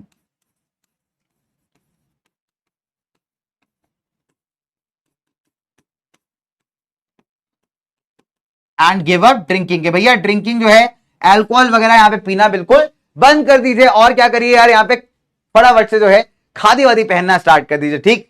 हाँ यार मक्खी आ गई थी सही बता रहा हूं तुमको मैं गलत नहीं कह रहा हूं भाई ठीक है चलिए। अच्छा अब अगर आप देखेंगे क्या हुआ बच्चों ठीक है तो इनको क्या लगता था कि यहां पे एक चीज से बहुत अलग थी कि वायलेंस जरूरी है ठीक है तो अगर आपको अपनी इंडिपेंडेंस को पूरा अचीव करना है तो ही believed that violent struggle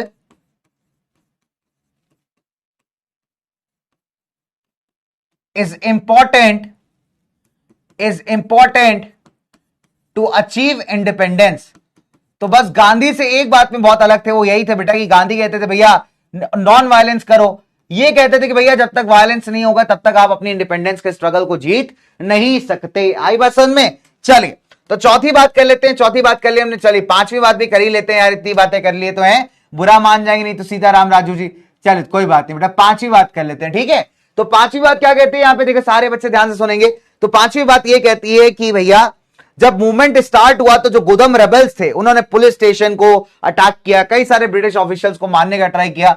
so when the movement started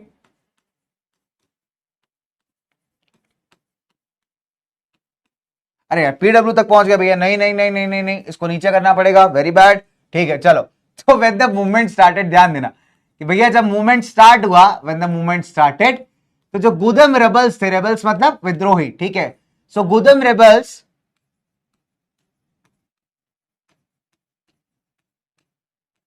इन्होंने क्या किया बच्चे इन्होंने सरकारी ऑफिसेस को जितने भी आपकी गवर्नमेंट ऑफिसेस वगैरह थे इन पे यहां पे अटैक करना स्टार्ट कर दिया। क्या किस किस पे अटैक किया भाई तो उन्होंने अटैक किया आपके पुलिस स्टेशन पे कई सारे ब्रिटिश ऑफिशियल्स को मारने का ट्राई किया। तो अटैक पुलिस स्टेशन ठीक है एंड साथ ही साथ ट्राइड किलिंग ब्रिटिश ऑफिशियल्स। तो कई सारे ब्रिटिश के जो ऑफिसर थे बेटा उनको यहां पे इन्होंने मारने का अटेम्प्ट किया मारने का ट्राई किया ठीक है। चलिए ब्रिटिश ऑफिशियल्स डन चलो तो हमने क्या देखा यहां पे कि जब मूवमेंट स्टार्ट हुआ तो जो गुदम हिल्स के रेबल्स थे उन्होंने क्या किया पुलिस स्टेशन को यहां पे अटैक किया साथ ही साथ जो हमारे कई सारे ब्रिटिश ऑफिशियल्स थे उनको यहां मारने का ट्राई किया राइट। चलिए हाउएवर अगर आप देखोगे तो अल्लूरी सीताराम राजू को यहां पे पुलिस कैप्चर कर लेती है और इनको मार देती है मतलब ऑब्वियस सी बात है इनको फांसी की सजा हो जाती है मार दिए जाते हैं एग्जीक्यूट कर दिए जाते हैं 1924 ठीक है। So he was cot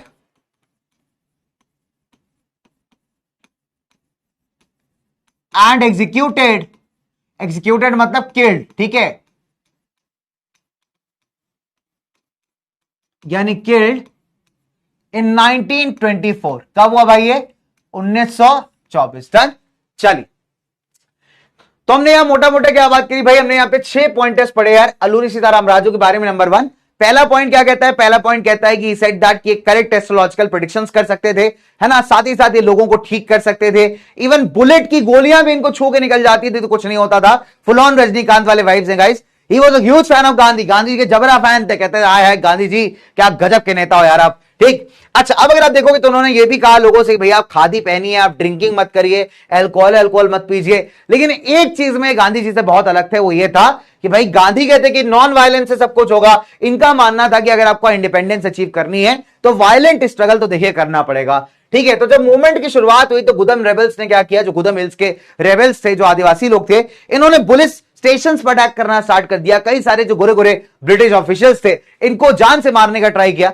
finally क्या होता है कि अल्लूरी सीताराम राजू को यहां पे पकड़ लिया जाता है और 1924 में इनकी हत्या कर दी जाती है इनको मार दिया जाता है इनफैक्ट है ना किल कर दिया जाता है ठीक है। चलिए तो दोस्त आज की क्लास को बहुत ज्यादा देखो बहुत ज्यादा तो मैं नहीं खींचूंगा ऑब्वियस सी बात है मुझे पता है हिस्ट्री है ठीक है। तो कुछ क्वेश्चंस करेंगे कुछ क्वेश्चंस करने के बाद क्लास को यहां पे थोड़ा सा एंड करेंगे ठीक है। चलिए तो कुछ क्वेश्चन करते हैं कुछ सवाल करते हैं उसके बाद क्लास को यहां पे वाइंड अप करते हैं।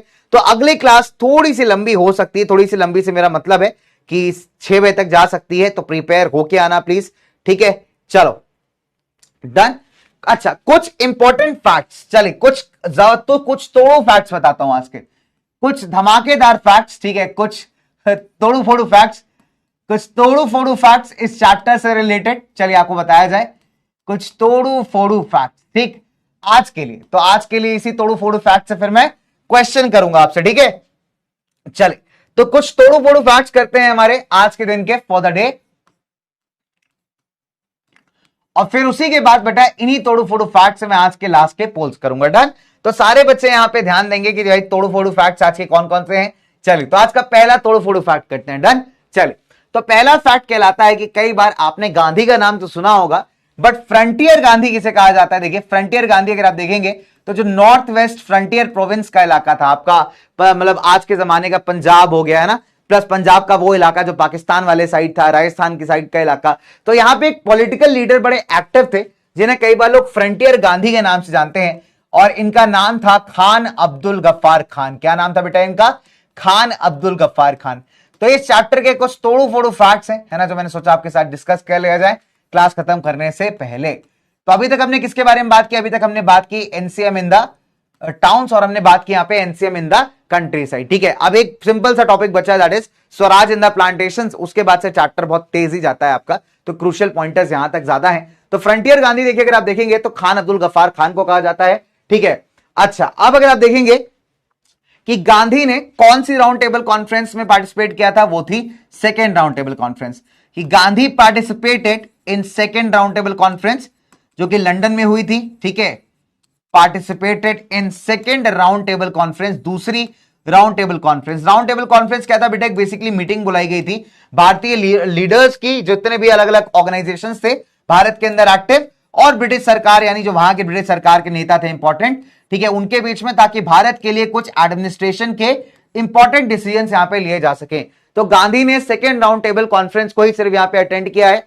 तीसरा इंपॉर्टेंट फैक्ट मैं आपको बता देता हूं, बहुत ही जबरदस्त वाला फैक्ट, कि भाई सिविल डिसोबीडियंस मूवमेंट का जो रौला था वो 1934 तक एकदम डाई डाउन हो गया। कि सीडीएम यानी जो आपका सिविल डिसोबीडियंस मूवमेंट कहलाता है दोस्त, ठीक है, इसका जो इंपैक्ट था ना 1934 तक एकदम खत्म हो गया। ठीक है, कि सिविल डिसोबीडियंस मूवमेंट का जो इंपैक्ट है लॉस्ट बाय 1934।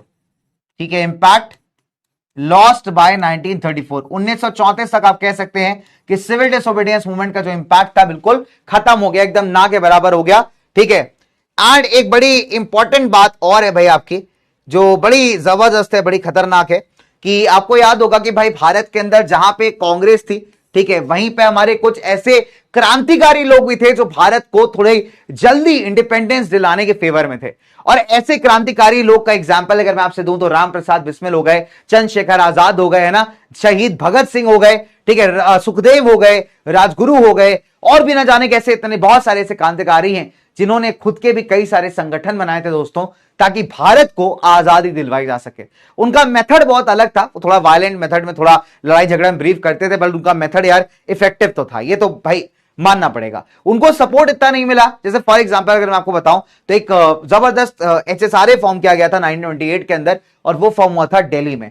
तो हिंदुस्तान सोशलिस्ट रिपब्लिकन आर्मी, आपसे कभी कभी क्वेश्चन आ जाता है कॉम्पिटिशन्स में भी एक बार कि भाई एचएसआरए का फॉर्मेशन कहां हुआ था, तो basically Hindustan socialist Republic army एक ऐसा संगठन था रेवोल्यूशनरीज का, जिसका एम, जिसका मुद्दा बहुत क्लियर था, भारत के लिए इंडिपेंडेंस को अचीव करना। 1928 में फॉर्म की गई थी फिरोज शाह कोटला ग्राउंड दिल्ली के अंदर, जो कि आज एक क्रिकेट स्टेडियम है। ठीक है, चलिए, तो Hindustan socialist Republican army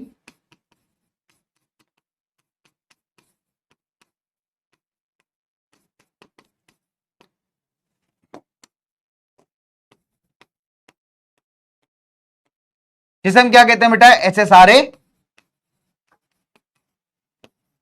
formed in 1928 Firoz Shah Kotla Delhi. ठीक है, चलिए,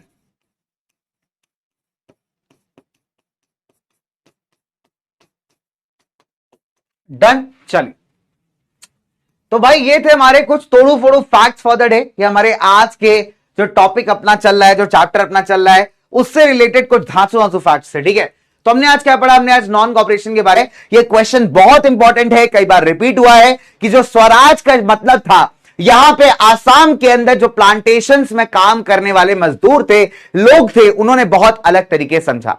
अब हम भी इसको थोड़ा अलग तरीके समझेंगे, हम अंडरस्टैंड करेंगे कि स्वराज का बेसिकली बेटा मतलब क्या होता है। ठीक है, now let's try to understand swaraj in the plantations. ये क्वेश्चन बहुत अच्छा है यार, बहुत बार रिपीट किया जाता है। चलिए, तो नंबर 1 बात करते हैं सबसे पहले कि यार वहां पे प्रॉब्लम थी क्या। अच्छा, अब अगर आप देखोगे तो जो प्लांटेशन वर्कर्स थे, प्लांटेशन का मतलब होता है जब बहुत बड़े से इलाके में आप एक ही क्रॉप लगा के फार्मिंग करते हो, ठीक है, और आपका मकसद बहुत सिंपल है, आपका ऑब्जेक्टिव बहुत सिंपल है कि उस क्रॉप को बेच करके मार्केट में क्या करना है, आपको पैसे कमाने, बहुत सारे पैसे। फॉर एग्जाम्पल शुगर की तो खैर क्या ही प्लांटेशन करोगे, तो मिल्स होती हैं, ठीक। For example tea plantation, coffee plantation, है ना, आपने शुगर केन के भी कई बार प्लांटेशन देखे होंगे, बनाना प्लांटेशन होते हैं, यानी ऐसे क्रॉप्स, ऐसे ग्रेन्स आप कह सकते हैं, ऐसे फसलों की बात कर सकते हैं जिनको आप बेच करके बढ़िया पैसे कमा सकते हो। और प्लांटेशन के अंदर अगर आप देखेंगे तो जो सबसे इंपॉर्टेंट है आपकी बेटा आपकी मजदूर है या फिर आपका लेबर है। और पुराने जमाने में, ब्रिटिशर्स के जमाने में बहुत सारे ऐसे इंडियंस थे, भारतीय थे, जिनको काम करने के लिए कहां भेजा गया था, इन प्लांटेशंस के अंदर। तो खासकर अगर भारत के आसाम वाले इलाकों में जाओगे या नीचे तमिलनाडु के साइड जाओगे या फिर आप श्रीलंका वाले साइड चले जाइए, तो यहां पे बहुत सारे प्लांटेशंस होते वो ब्रिटिशर्स ने ओपन किए थे, ठीक है।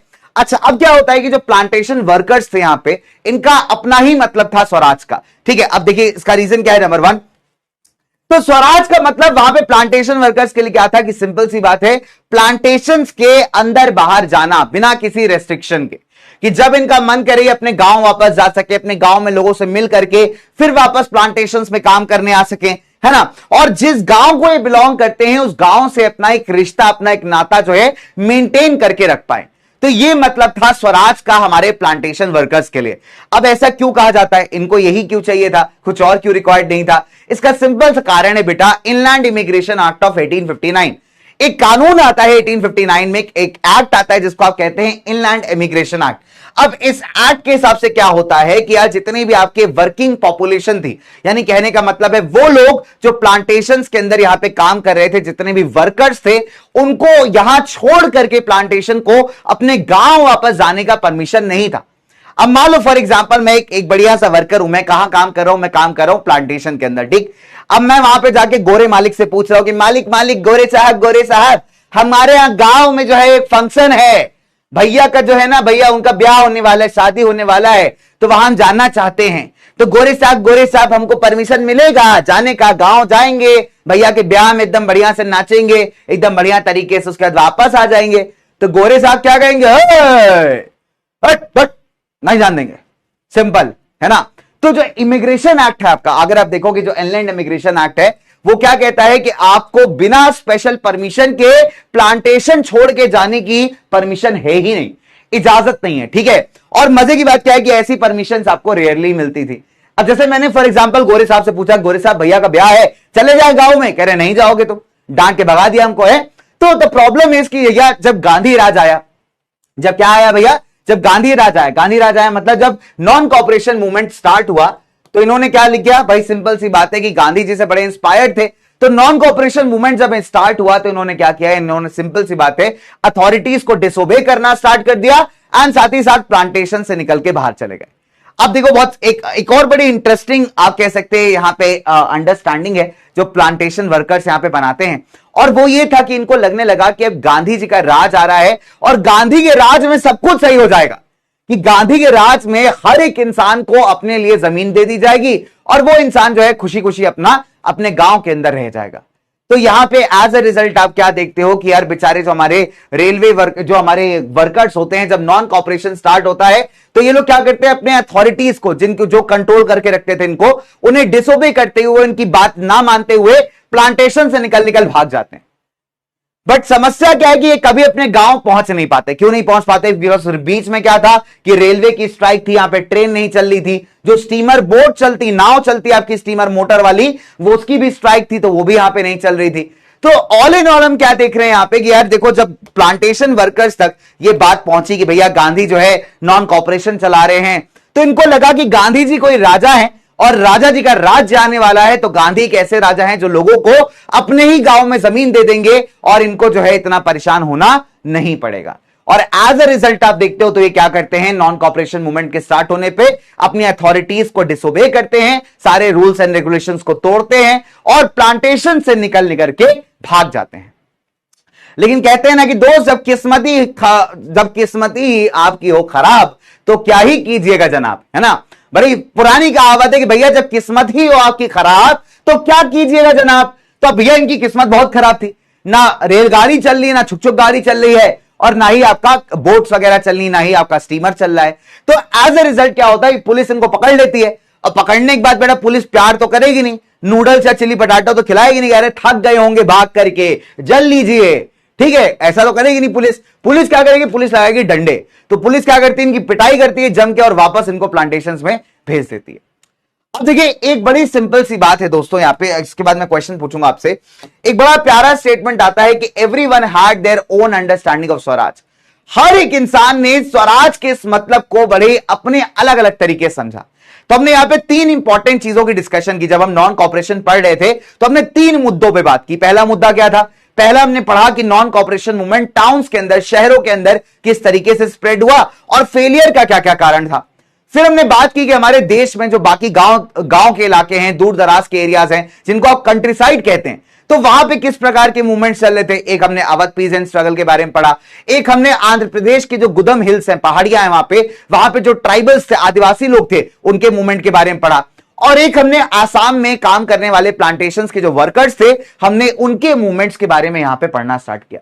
तो हमने ये देखा कि तीनों केसेस के अंदर हर एक के अपने डिमांड्स थे, हर एक के अपने एस्पिरेशंस थे, और हर एक की प्रॉब्लम्स बहुत अलग थी। और इसीलिए स्वराज शब्द का जो मतलब है वो हर एक इंसान के लिए बहुत ज्यादा अलग था। आई बात समझ में? आपको हो सकता है एक क्वेश्चन दे दे 3 नंबर का और आपसे ये बोले कि एक्सप्लेन करिए कि Swaraj had their own everyone had their own understanding of Swaraj, कि हर एक इंसान का अपना अंडरस्टैंडिंग था स्वराज शब्द को लेकर के। तो मे भी पॉसिबल आपको 3 नंबर का क्वेश्चन ऐसा दे सकता है, ठीक है। अब देखिए इसका मतलब क्या है, देखिए इसका मतलब बहुत सिंपल है। नंबर 1, ये जितने भी आपके मूवमेंट्स चल रहे हैं, यानी जितने भी अलग अलग तरीके के आंदोलन आप देख रहे हो आपके चल रहे हैं, तो इनको किसी कांग्रेस प्रोग्राम द्वारा डिफाइन नहीं किया गया था। कांग्रेस ने ना ही गुदम हिल्स में जाके गाइडलाइंस दी, ना ही आसाम के प्लांटेशन वर्कर्स को गाइडलाइंस दी, और ना ही अवध में चल रहे फार्मर्स के स्ट्रगल्स में कोई डायरेक्ट सपोर्ट या डायरेक्ट गाइडलाइंस दी। ऐसा कोई गाइडलाइन नहीं था, कोई प्रोग्राम बन के नहीं आया था कांग्रेस के साइड से कि आपको यही करना है। लेकिन जब देश के अंदर एक मूवमेंट, एक आंदोलन स्टार्ट होता है, असहयोग आंदोलन या नॉन कॉपरेशन मूवमेंट, तो लोग उससे इंस्पायर होते हैं। लोग अपने ही तरीके से उसके मैसेज को इंटरप्रेट करते हैं, समझते हैं, और अपने कई सारे आंदोलन यहां पे स्टार्ट करते हैं।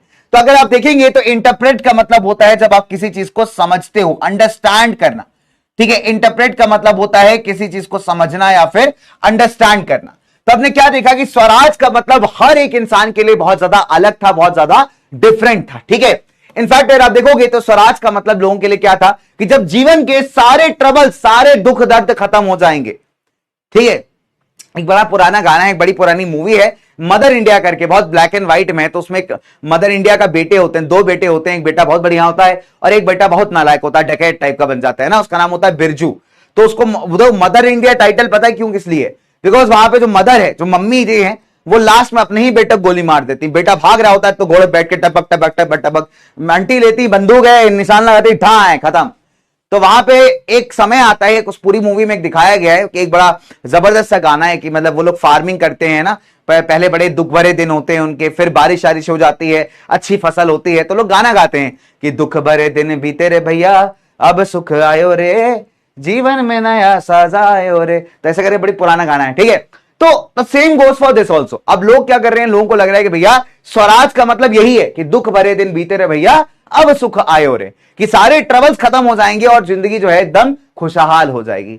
आई बात समझ में? तो ये बात हो गई। अच्छा, अब अगर आप देखोगे तो आपको याद होगा, मैंने आपको पढ़ाया था कि अलूरी सीताराम राजू जो थे वो गांधी जी के बहुत बड़े फैन थे, एकदम जबरदस्त गांधी जी के एकदम जबरा फैन थे, ठीक है।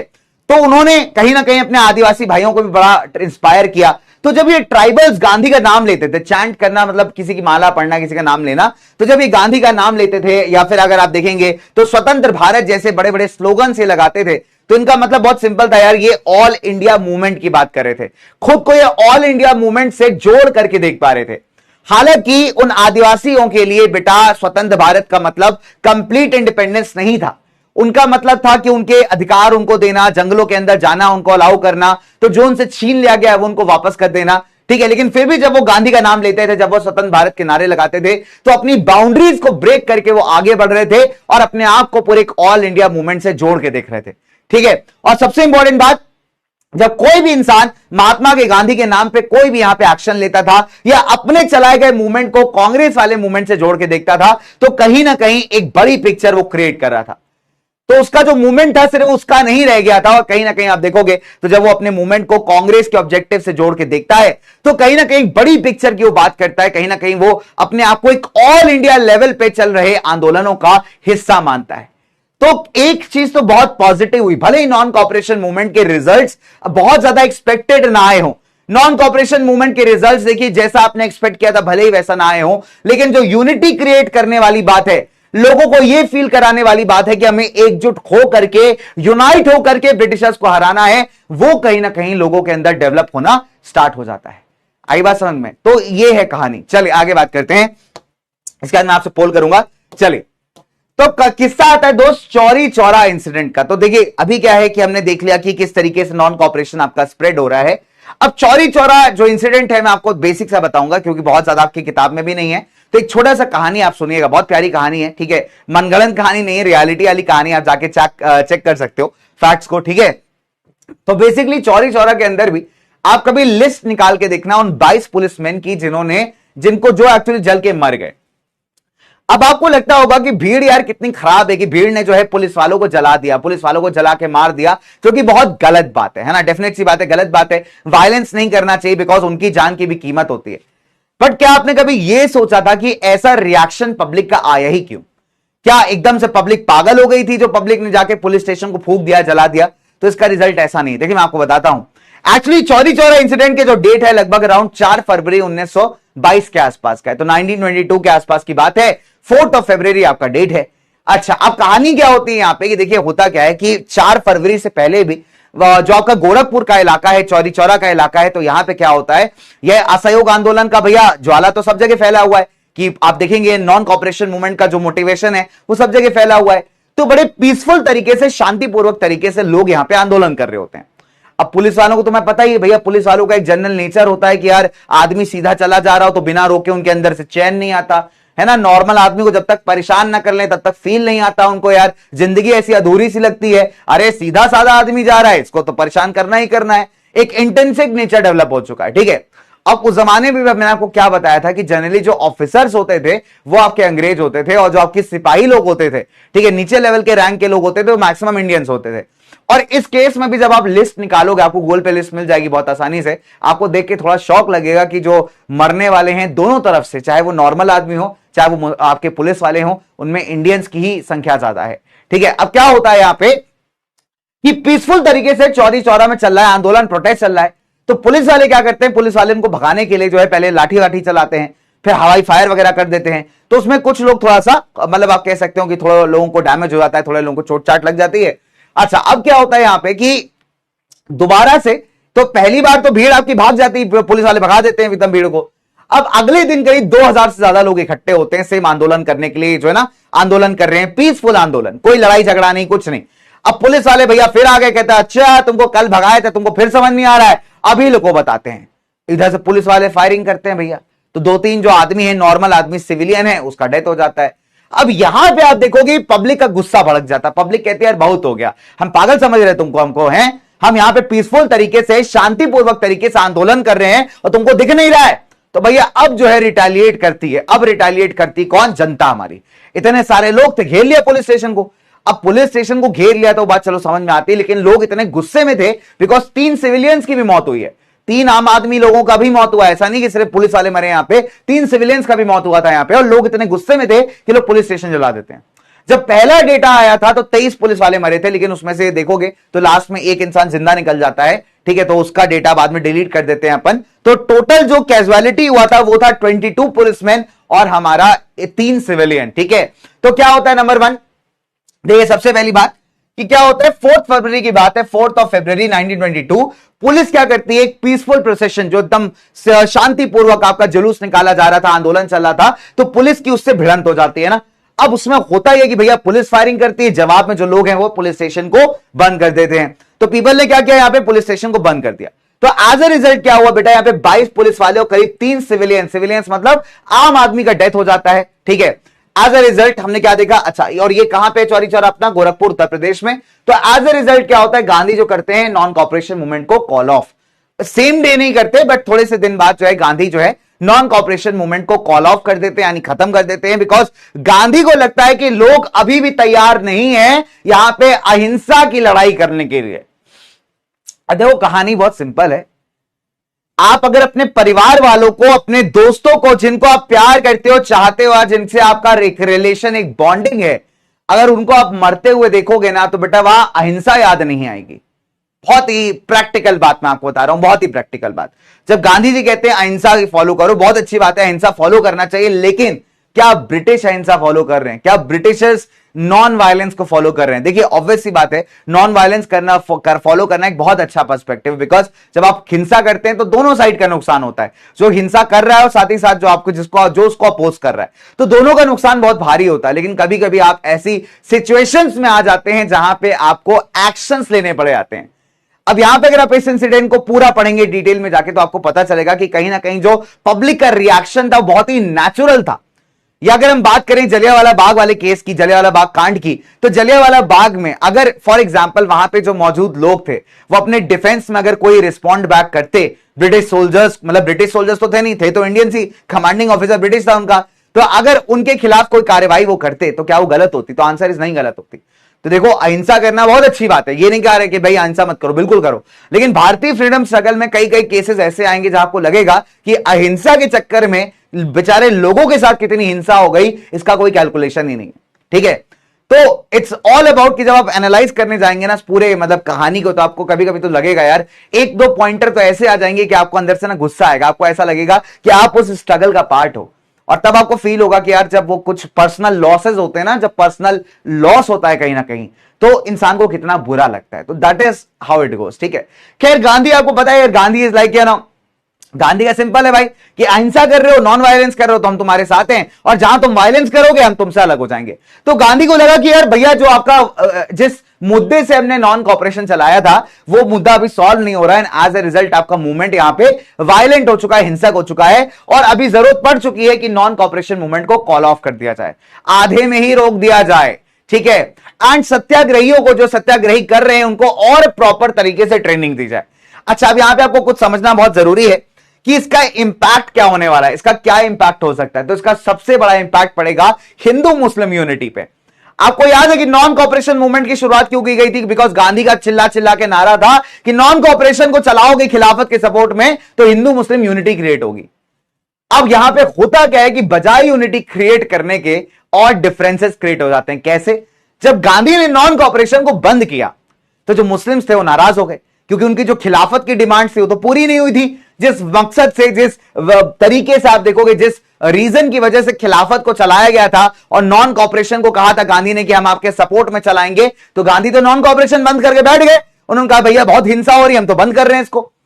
अब मुस्लिम्स कह रहे हैं कि भैया जो मुस्लिम ऑर्गेनाइजेशन, वो कह रहे हैं यार गांधी जी गद्दारी कर रहे हैं, तुम तो कह रहे थे कि हमारा खिलाफत वाला तुम एजेंडा पूरा करवाओगे, इसीलिए तो हम लोग साथ साथ मिलकर आंदोलन कर रहे थे। तो वहां के जो पॉलिटिकल लीडर्स है उनको लगता है कि गांधी ने गद्दारी कर दी भाई, तो गांधी जी गद्दारी कर रहे, ठीक, तो गांधी जी ने क्या किया, चीटिंग कर दिया है और बीच में जो है आंदोलन बंद करके भाग गए। अब ये कोई बात होती है? अब भाई खिलाफत वालों का ऑब्जेक्टिव ही सॉर्ट नहीं हुआ, ब्रिटिशर्स मानने को तैयार नहीं है, नॉन कॉपरेशन बंद हो गया है, तो मुस्लिम्स को लग रहा है, मुस्लिम ऑर्गेनाइजेशंस को यार कि कांग्रेस वाले एक नंबर के गद्दार हैं, ठीक, ये गद्दारी करके बीच में सब रोक के बैठ गए हैं एंड इन पे जो है भरोसा किया नहीं जा सकता। तो बजाय वो जो यूनिटी बिल्ड होनी चाहिए थी, अभी उसमें और दरार आनी स्टार्ट हो जा रही है। ठीक, अच्छा एक और बात हो गई, तो अभी छोटा सा पॉइंट करेंगे, उसके बाद अपन पोल्स करेंगे। ठीक है, चलिए तो तैयार है, कहानी सुनिएगा।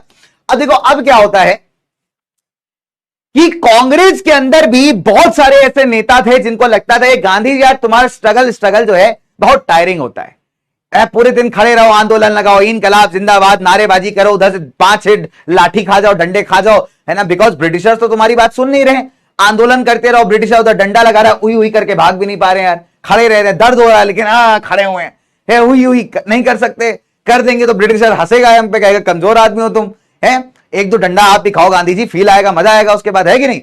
अच्छा अब अगर आप देखोगे तो बहुत सारे नेता ऐसे थे हमारे कांग्रेस के अंदर जिनको लगता था कि ये जो आंदोलनबाजी आप कर रहे हो, ये जितने मूवमेंट कर रहे हो, उससे कुछ होने वाला नहीं है, तो ये बहुत टायर्ड हो गए थे, इनको कहा था यार इन सब से कोई खास रिजल्ट निकल के आ नहीं रहा। ठीक है, हम चाहते हैं कि वापस से चुनाव लड़ें और लेजिस्लेटिव काउंसिल्स का पार्ट बने। अगर हम वहां पे रहेंगे, उस लेजिस्लेटिव काउंसिल का हिस्सा होंगे, तो किसी भी लॉ को पास करने से पहले उसको रिव्यू करना एक बहुत अच्छा चांस रहेगा उसका।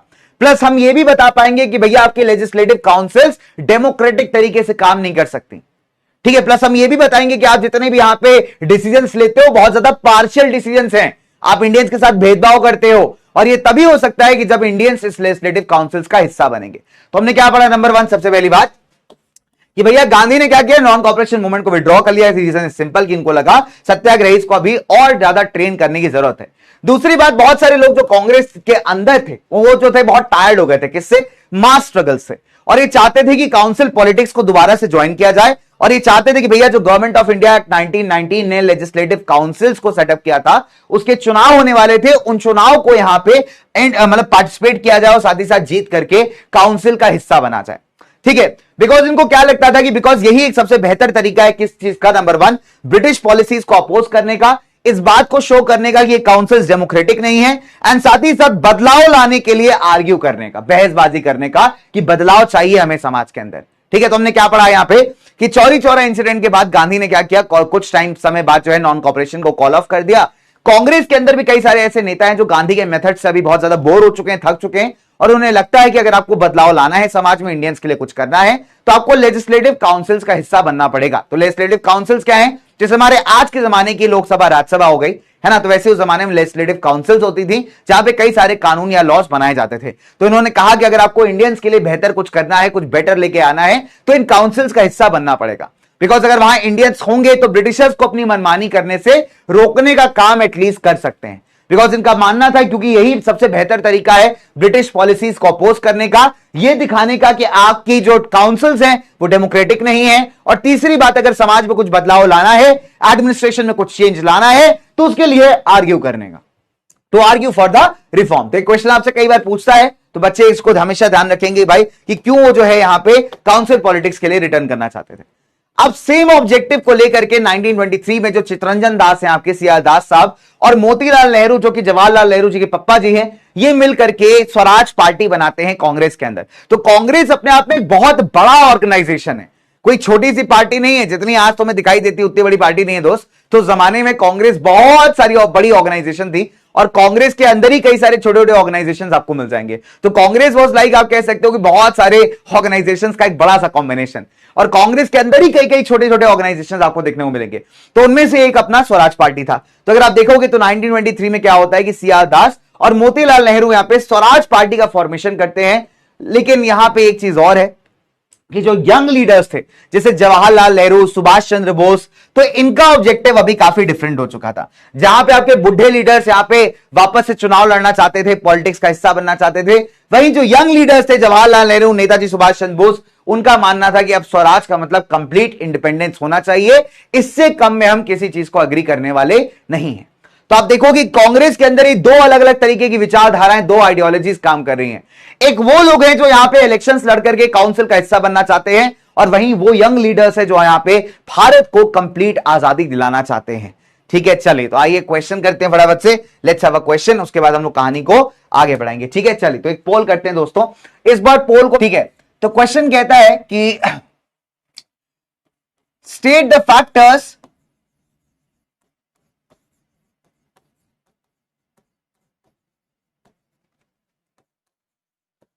that shaped the Indian politics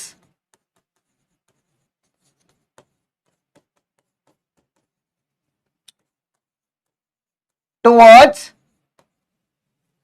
late 1920s। ठीक है, towards late 1920s। तो दोस्तों ये 3 नंबर का सवाल था कि यहां पे ऐसे कोई भी फैक्टर्स बताइए, 2 फैक्टर्स बताइए जिसने भारतीय पॉलिटिक्स को लेट 1920s 1920 के समय में, जो आपका डेकेड था 1920 से 1930 का, उसको बड़े तगड़े तरीके से इंफ्लुएंस किया था। ठीक है, ये क्वेश्चन आता है यार आपका, बड़ा इंटरेस्टिंग, बड़ा जबरदस्त क्वेश्चन है। तो हम यहां पे 2 फैक्टर्स की बात करेंगे। ठीक है, हमेशा याद रखेंगे सारे बच्चे कि 2 फैक्टर्स को यहां पे हम लोग डिस्कस करने वाले हैं। कौन कौन से 2 फैक्टर्स?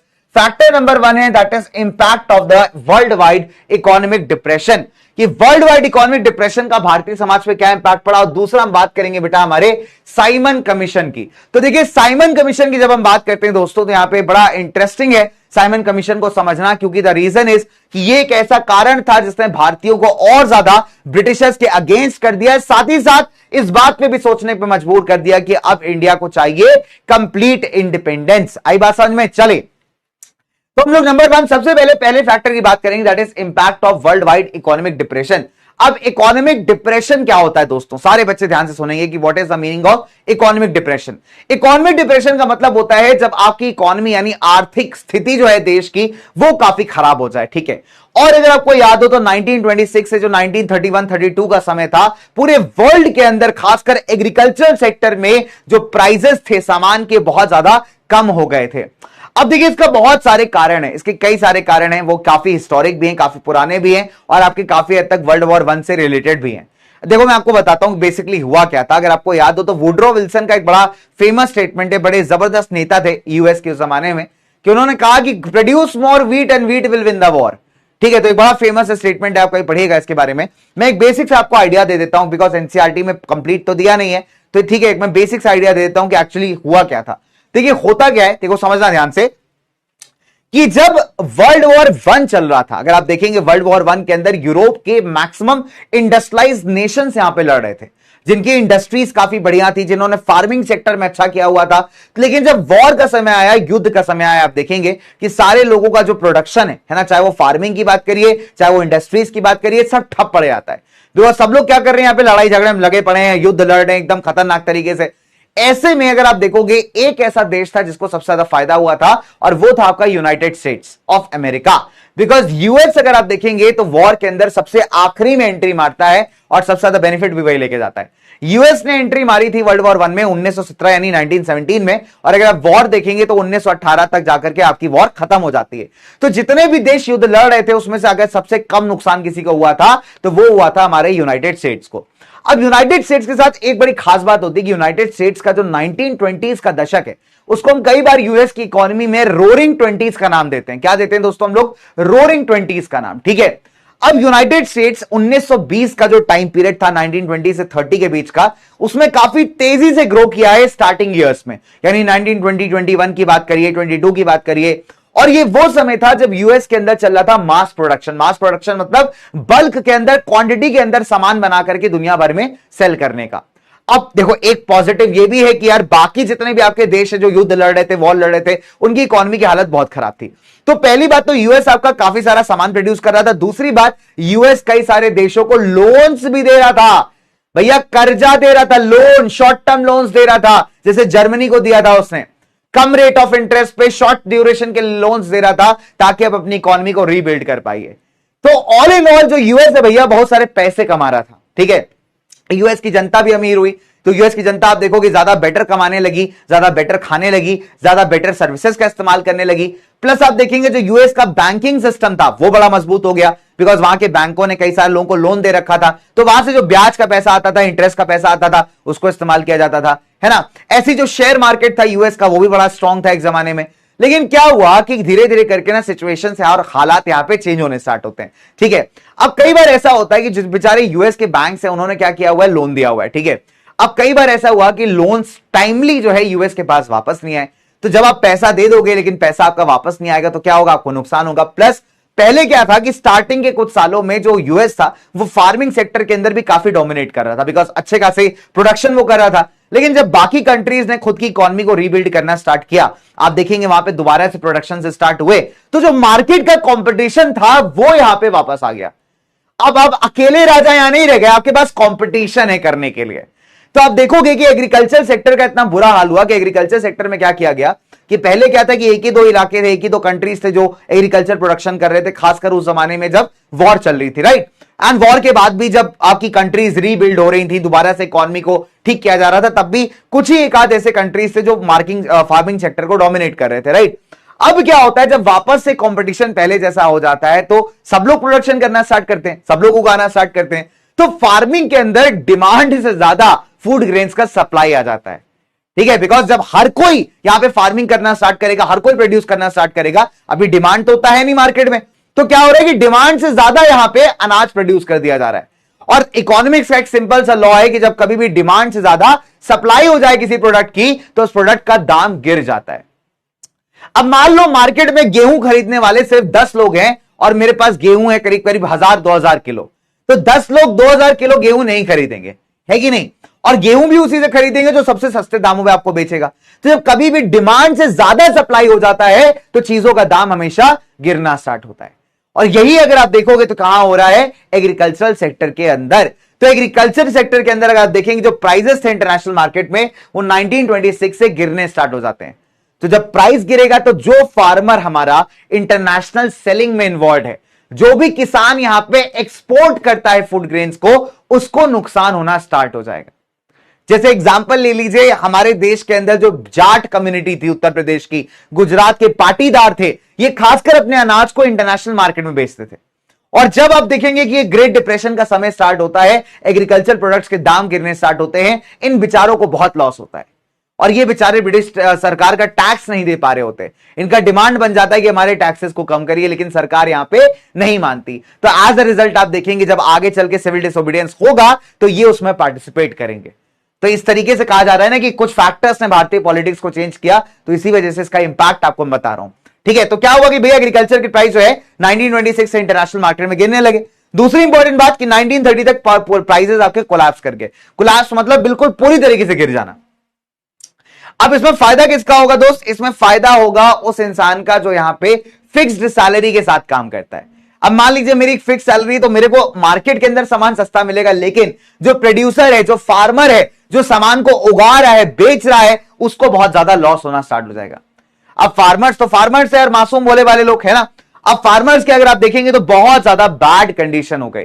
फार्मर्स बेचारे यहां पे टैक्स ही नहीं दे पा रहे। क्यों? बिकॉज इंटरनेशनल मार्केट्स में उनको अनाज का दाम नहीं मिल रहा, तो एज अ रिजल्ट उनको हेवी लॉसेस हो रहे हैं। और ऐसे समय पे जब ब्रिटिश सरकार अपना टैक्स लेने से जो है रिड्यूस करने से मना कर देती है, तो आप देखेंगे कि मैक्सिमम किसान यहां पे ब्रिटिशर्स के अगेंस्ट हो जाता है, बिकॉज इनकी हालत खराब है, यहां पे टैक्सेस नहीं दे पा रहे हैं। तो एज अ रिजल्ट ये ब्रिटिशर्स को अपोज कर रहे हैं और उनके खिलाफ जितने भी अभी आंदोलन होंगे उसमें पार्टिसिपेट करते हुए आपको दिख जाएंगे। तो पहला तो कॉज यार हमारे देश के अंदर बढ़ता हुआ यानी पूरे वर्ल्ड वाइड इकोनॉमिक डिप्रेशन, और उसका इंपैक्ट हमारे भारत पे ही पड़ा, खासकर एग्रीकल्चर सेक्टर के ऊपर। तो जो हमारे फार्मर्स थे वो अगर आप देखेंगे तो ब्रिटिशर्स के अगेंस्ट चले जाते हैं। दूसरी बात, अब आ जाता है भैया हमारा साइमन कमीशन। डन।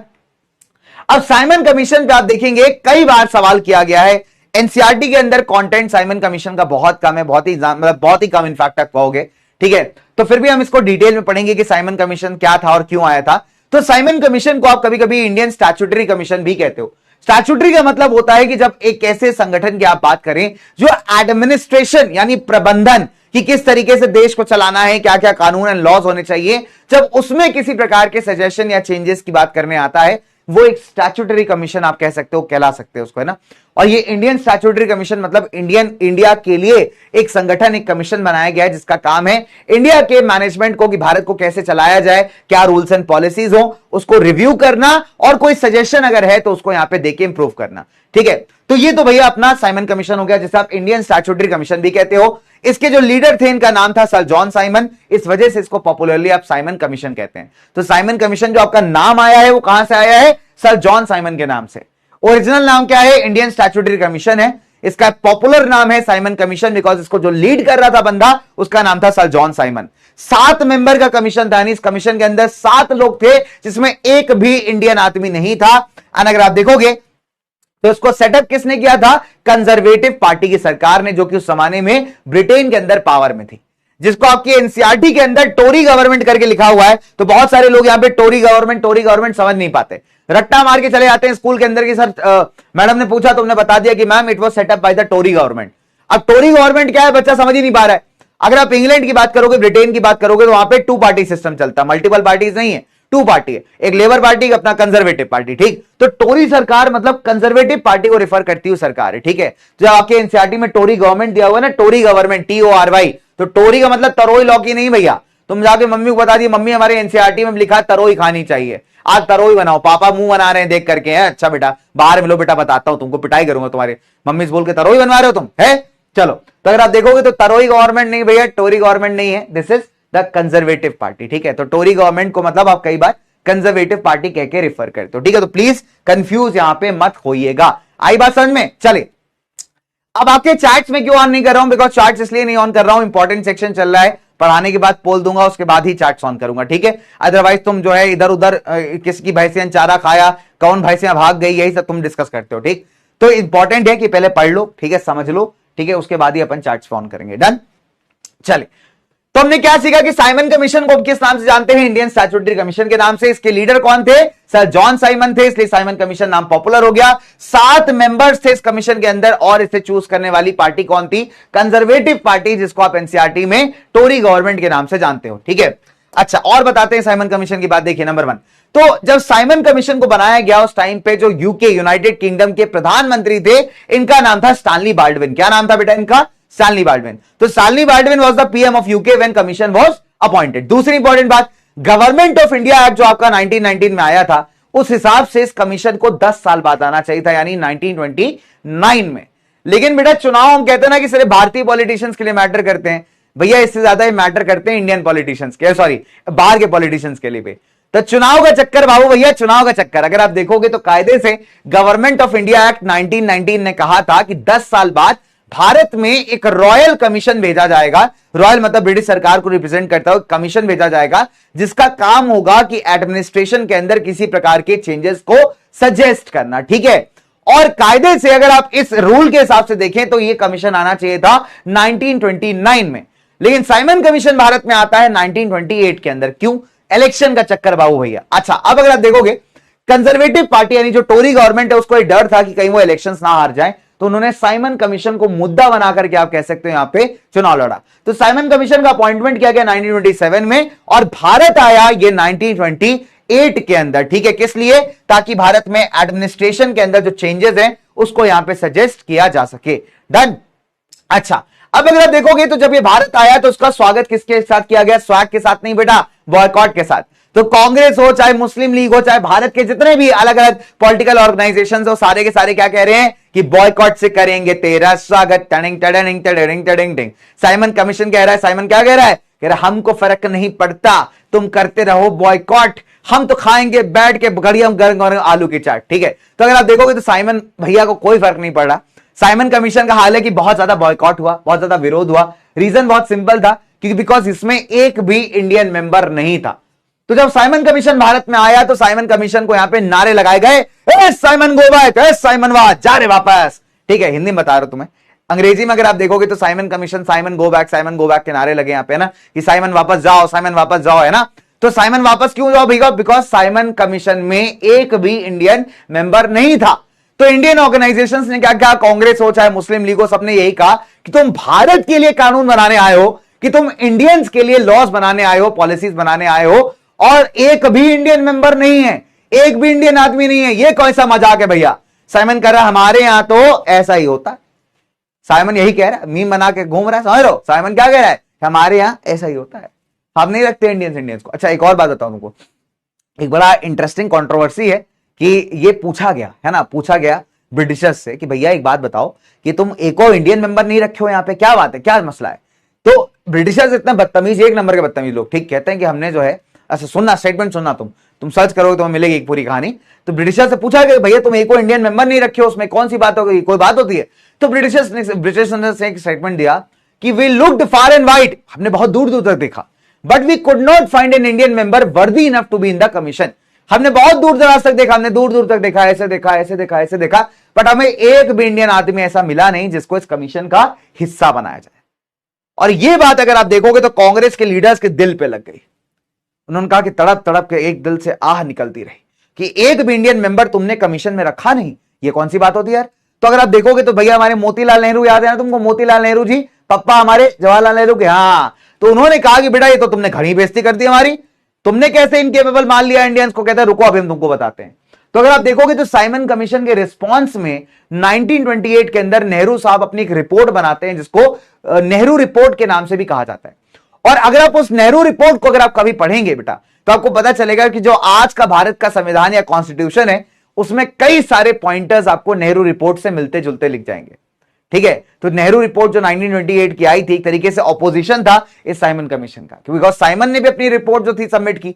ऐसा तो ही कि लोगों ने नारे लगाए, साइमन वापस चला गया। सीधा आदमी समझ रहे हो तुम साइमन को, अरे हमारी बेइज्जती हो गई, आज वापस जाएंगे हम, साइमन गो बैक, काला झंडा लेके लोग आ गए यहाँ पे, कह रहे हैं साइमन वापस जाओ वापस जाओ, बहुत बेइज्जती करा ली हमने अपनी, वापस जाएंगे। बेशरम आदमी था भैया, कहे कोई टेंशन नहीं है, होने तो बेइज्जती, कहने तो लगाने दो नारे, हम तो यही रुकेंगे, रिपोर्ट बनाएंगे, सबमिट करेंगे, तब जाएंगे।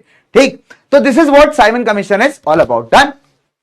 तो हमने क्या देखा कि साइमन कमीशन को हम क्या कहते हैं, इंडियन स्टैट्यूटरी कमीशन भी कहते हैं। 7 मेंबर्स का कमीशन था जिसमें एक भी इंडियन आदमी नहीं था। साइमन, सर जॉन साइमन इसको लीड कर रहे थे, इसलिए इसको हम साइमन कमीशन के नाम से जानते हैं। और अगर आप देखेंगे गवर्नमेंट ऑफ इंडिया एक्ट 1919 के हिसाब से इस कमीशन को आना था 10 साल बाद, लेकिन क्योंकि कंजर्वेटिव पार्टी, जिसको आप टोरी गवर्नमेंट कहते हैं ब्रिटेन के अंदर, उसको चुनाव लड़ने थे, तो चुनाव के लिए उसको मुद्दा चाहिए था, तो उसको डर था कहीं वो चुनाव ना हार जाए, इसलिए उसने क्या किया, 1 साल पहले ही भारत के अंदर कमीशन को भेज दिया। स्टैनली बाल्डविन उस समय प्रधानमंत्री थे यूके के, जिनके अंडर, जिनकी गाइडेंस में आप कह सकते हो उस कमीशन को अपॉइंट किया गया। तो अपॉइंटमेंट हुआ 1927 में और भारत आया 1928 में। तो जब भारत आता है साइमन कमीशन, तो उसको साइमन गो बैक के नारों के साथ स्वागत किया जाता है, इसका एकदम खतरनाक तरीके से बॉयकॉट किया जाता है इसको। एंड लेकिन फिर भी साइमन जो है वापस नहीं जाता, साइमन यहां पे रुकता है, अपनी रिपोर्ट तैयार करता है, सबमिट करता है ब्रिटिश सरकार को। इसको अपोज करने के लिए मोतीलाल नेहरू भी अपनी एक रिपोर्ट बनाते हैं, इसको आप नेहरू रिपोर्ट ऑफ 1928 कह के भी बुलाते हो कई बार, ठीक है। अच्छा, और अपोज क्यों किया गया था, बिकॉज उसमें एक भी इंडियन मेंबर नहीं था, ठीक है। चलिए, तो दोस्तों यहां पे हमने क्या देखा कि यहां पे ना 2 चीजें हुई। नंबर 1, पहली बात तो ये कि साइमन कमीशन वाला केस, और दूसरा हमारा एग्रीकल्चर डिप्रेशन वाला केस। अब एग्रीकल्चर डिप्रेशन के चलते जितनी भी फार्मिंग कम्युनिटी से आप देखोगे कि किसके अगेंस्ट चली आती हैं, ब्रिटिशर्स के अगेंस्ट, बिकॉज इनकी डिमांड्स को नहीं सुना जा रहा है। ब्रिटिशर्स टैक्स लेना नहीं बंद कर रहे हो, इन बेचारों के पास पैसे है नहीं कि टैक्स दे। तभी हमने क्या देखा कि देखिए अब क्या होता है, उस जमाने में जो वाइसरॉय साहब थे, वाइसरॉय कौन होता है, जो आप मान लीजिए ब्रिटिश सरकार का रिप्रेजेंटेटिव था भारत में, ठीक है, उसका नाम था लॉर्ड अर्विन। तो लॉर्ड उसका टाइटल था और अर्विन उसका नाम था। तो अरविंद साहब क्या करते हैं कि जब साइमन कमीशन के लेकर के बवाल यहां बढ़ गया होता है भारत के अंदर, क्या होता है बेटा, बहुत बवाल बढ़ जाता है, लोग एकदम खतरनाक तरीके से आंदोलन कर रहे हैं कि भैया साइमन को इंडिया से बाहर भगाओ। तो ऐसे में कांग्रेस को और बाकी जो ऑर्गेनाइजेशंस बवाल कर रहे हैं, आंदोलन कर रहे हैं, उनको मनाने के लिए कि मालिक मान जाइए, मत करिए आंदोलन, ये इतना फालतू का ऑफर पेश करते हैं जिसका कोई सिर पैर था ही नहीं। अब मान लो फॉर एग्जांपल तुमको मैं ये बोलूं कि बेटा बोर्ड एग्जाम में जो है मैं तुम्हारा खुद पेपर लिख करके आऊंगा और 100 में 100 दिलवाऊंगा, लेकिन कब मैं करूंगा ये मैं तुम्हें नहीं बता रहा हूं। मैं कह रहा हूं कि अरे बेटा बोर्ड एग्जाम जब होगा देखा जाएगा ना, तब मैं सोच रहा हूं कि तुम्हारा पेपर में लिख दूं और 100 में 100 तुम्हें दिलवा दूं, है ना। और ये नहीं बता रहा हूं कि कब लिखने आऊंगा, किस डेट पे आऊंगा, किस टाइम पे आऊंगा। या मैं तुम्हें ये कह रहा हूं बेटा चलो मैं तुमसे बहुत खुश हूं, मैं अनाउंस करता हूं कि मैं हर एक बच्चे को 2-2 करोड़ रुपए दूंगा। कब दूंगा नहीं बताया, कैसे दूंगा नहीं बताया, सिंपल सी बात है ना। अनाउंस कर दिया कि हर एक बच्चे को उड़ान के 2-2 करोड़ रुपए दिए जाएंगे, भैया मैं देने वाला हूं 2-2 करोड़ रुपए, खतरनाक खजाना लूटा है मैंने। कब दूंगा नहीं बता रहे हो, तुम कहोगे अरे सर पागल समझ के रखे हो, हैं तुम यही बोलोगे अरे सर पगले थोड़ी हैं सर, हैं 2-2 करोड़ रुपया आप काहे देंगे हम लोग को, और अगर दे ही रहे हैं तो बता दीजिए भैया कब देने वाले हैं, हम लोग आ जाए, बढ़िया जिंदगी सेट हो जाएगा हमारा, है कि नहीं। तो लॉर्ड इरविन का जो ऑफर है बिल्कुल ऐसा ही है।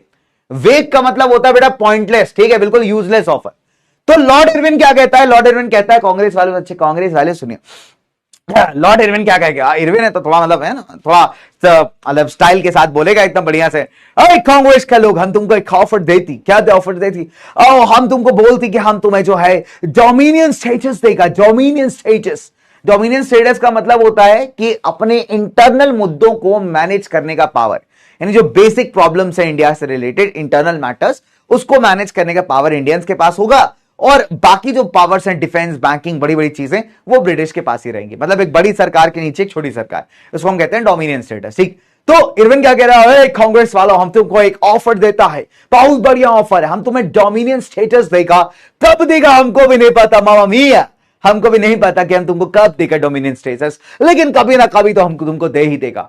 एक काम करो, तब तक तुम लोग लंदन जाओ, लंदन में हवा खाओ, और वहां पे सेकंड राउंड टेबल कॉन्फ्रेंस होने वाला है, first round table conference, second तो बात की बात है, फर्स्ट हो रहा था, ठीक है। तो वहां पे फर्स्ट राउंड टेबल कॉन्फ्रेंस होने वाला है, कॉन्फ्रेंस मतलब मीटिंग होने वाला है, वहां पे महारानी राजा लोग रहेंगे, वहां पे सब ब्रिटिश के ऑफिशियल्स रहेंगे, तुम लोग वहां पे जाके बात करो, इंडिया के बारे में डिस्कशन करो कि इंडिया में किस तरीके से चेंजेस लाना है। हम तुमको डोमिनियन स्टेटस देगा, लेकिन कब देगा हमको भी नहीं पता।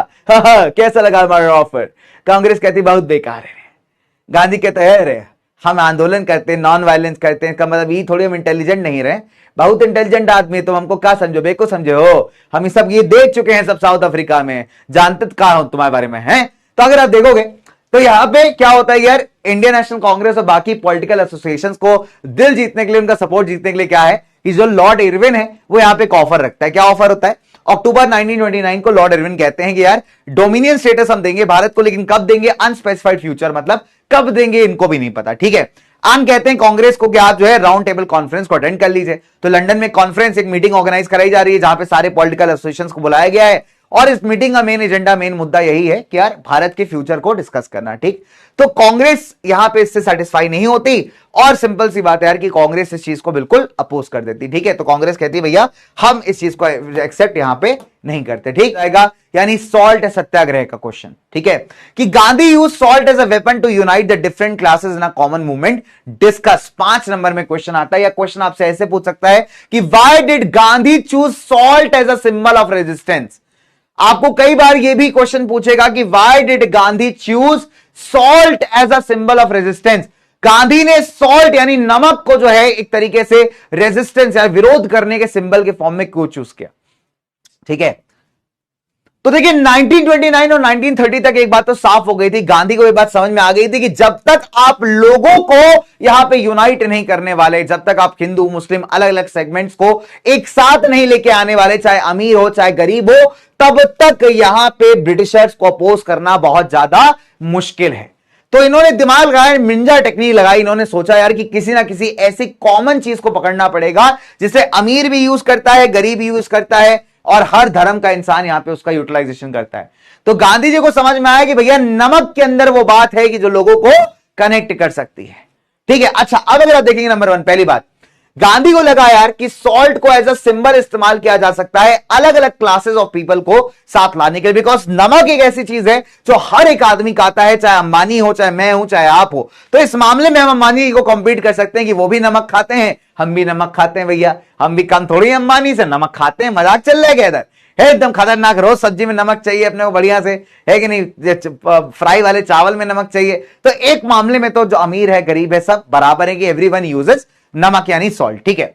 अब 1882 में एक एक्ट आया था, 1882 में एक एक्ट आया था, एनसीईआरटी में नहीं दिया हुआ, मैं आपको बता रहा हूं यहां पे कि 1882 के अंदर क्या था बेटा, एक एक्ट आया, एक कानून आया जिसने क्या किया कि सॉल्ट की मैन्युफैक्चरिंग के जो अधिकार थे वो किसको दे दिए, ब्रिटिश कंपनीज को दे दिए, और सॉल्ट पे लगा दिया टैक्स, ठीक है। क्या किया? नंबर वन सिंपल सी बात है कि 1882 में एक एक्ट आता है, कानून आता है जिसने सॉल्ट बनाने का जो कंप्लीट अधिकार है किसको दे दिया, ब्रिटिश कंपनीज को, एंड साथ ही साथ जो आपका सॉल्ट था उसके ऊपर लगा दिया टैक्स। अब द पॉइंट इज, जो सॉल्ट है आपका उसको अमीर आदमी भी खाता है, उसको आप गरीब आदमी भी खाता है।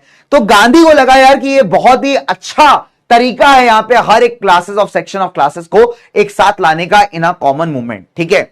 अब उस समय भारत में ना बहुत सारी समस्याएं, बहुत सारी प्रॉब्लम्स चल रही थी। तो गांधी क्या करते हैं, गांधी एक लेटर लिखते हैं। किसको लेटर लिखते हैं? उस जमाने के जो वाइसरॉय साहब थे, जो भारत के अंदर इंपॉर्टेंट अथॉरिटी थे, इरविन, तो उनको लेटर लिखते हैं अपनी डिमांड्स को लिखते हुए, स्टेट करते हुए, कब? 31 जनवरी 1930 को। तो गांधी एक अल्टीमेटम देते हैं, गांधी कहते हैं देखो ऐसा है भैया इरविन, अगर हमारी डिमांड को तुमने 11 मार्च तक नहीं माना, तो ये क्या बोल रहे हैं लॉर्ड इरविन से कि अगर तुमने हमारी डिमांड्स को, जितनी भी डिमांड्स हमने लेटर के अंदर लिखी हुई, करीब 11-12 डिमांड्स थी, ठीक है, तो जितनी भी डिमांड्स हमने यहां पे लेटर में लिखी हुई, अगर तुमने उसको 11 मार्च यानी 11 मार्च तक नहीं एक्सेप्ट किया तो सिविल डिसोबीडियंस मूवमेंट को लॉन्च कर दिया जाएगा। इरविन कह रहा है ठीक कर हमको कोई फर्क नहीं पड़ता। तो लॉर्ड इरविन बेशरम आदमी, एक नंबर का बेशरम आदमी, कोई फर्क नहीं पड़ रहा। गांधी कह रहे बेटा तुमको वार्निंग दे रहे हैं, अभी बता रहे हैं तुमको, बात मत करने नहीं समझाया था। तो गांधी कह रहे हैं बेटा अगर तुमने यहां पे हमारी सारी डिमांड्स को नहीं माना तो 11 मार्च तक हमारी डिमांड्स एक्सेप्ट हो जानी चाहिए, नहीं तो हम डांडी मार्च स्टार्ट कर देंगे, नहीं तो हम यहां पे सिविल डिसोबीडियंस स्टार्ट कर देंगे। तो अभी क्या है कि इरविन कह रहा है ठीक ठीक ठीक यहां देखा जाएगा, चलो कर लो, कोई टेंशन नहीं, ठीक। अच्छा, अब क्या होता है, गांधी जी कहते हैं बेटा हल्के में ले रहा हूं, को है हल्के में ले रहा हूं, मैं इतने बड़े नेता हैं, ऐसे थोड़ी मजाक थोड़ी चल रहा है।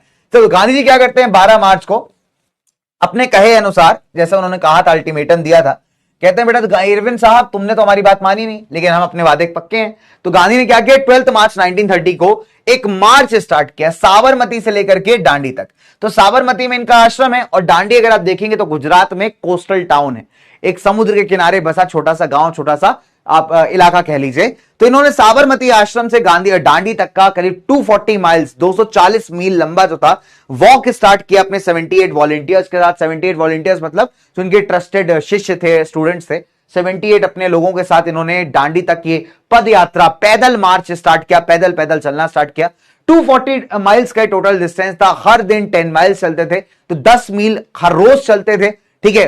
एंड फाइनली हम लोग क्या देखते हैं कि गांधी जो है दांडी पहुंचते हैं। कब पहुंचते हैं बेटा? ये पहुंचते हैं लगभग 6 अप्रैल को। 6 अप्रैल को ही क्या करते हैं बच्चे, यहां पे पानी को बॉईल करके, समुद्र के पानी को यहां पे नमक बनाते हैं और सॉल्ट लॉ को ब्रेक कर देते हैं। और जैसे ये सॉल्ट लॉ को ब्रेक करते हैं, पूरे देश भर के अंदर जो सिविल डिसोबीडियंस मूवमेंट है वो आप क्या होगे, तेजी से जो है फैलना, स्प्रेड होना स्टार्ट हो जाता है, ठीक है। तो देखिए सिविल डिसोबीडियंस की शुरुआत तो कहीं ना कहीं कहा जाता है कि जब गांधी ने सॉल्ट मार्च या दांडी मार्च स्टार्ट किया, तभी से एक सिंबल जा चुका था कि अब आपको ब्रिटिश लॉस को ब्रेक करना है, तोड़ना है। लेकिन ऑफिशियल तरीके से अगर आप देखेंगे, प्रॉपर तरीके से भारत में जब गांधी दांडी पहुंच करके नमक बना के सॉल्ट लॉ को ब्रेक करते हैं, तो सिविल डिसोबीडियंस मूवमेंट पूरे देश भर में स्प्रेड हो जाता है, फैल जाता है, आग की तरह फैल जाता है, और आप देखेंगे पूरे देश पे जो है इसका इंपैक्ट पड़ना स्टार्ट हो जाता है, राइट। चलिए, तो आज की क्लास को देखिए यहीं तक रखेंगे बच्चों, है ना, दांडी मार्च तक रखेंगे। अगली क्लास में हम लोग सिविल डिसोबीडियंस क्या था, उसका आउटकम क्या था, उसके लिमिट्स क्या थे, उसके पार्टिसिपेंट्स कौन थे, और सेंस ऑफ कलेक्टिव बिलोंगिंग, तो ये अपन यहां पे कंप्लीट करेंगे in the next class along with the map work, ठीक है, बिकॉज मैप वर्क इस चैप्टर के अंदर बहुत क्रूशियल है, ठीक है। चलिए, तो ये कहलाता है मेरे बच्चों यहां पे गांधी का दांडी मार्च। तो दांडी मार्च का मतलब है कि दांडी तक जो पैदल पदयात्रा इन्होंने की वो कहलाता है दांडी मार्च। कहां से कहां तक? साबरमती आश्रम से अपने दांडी तक। और वहां पे जाके क्या किया, नमक को यहां पे क्रिएट किया, कैसे, समुद्र के पानी को इवापोरेट करके, बॉईल करके, ठीक है,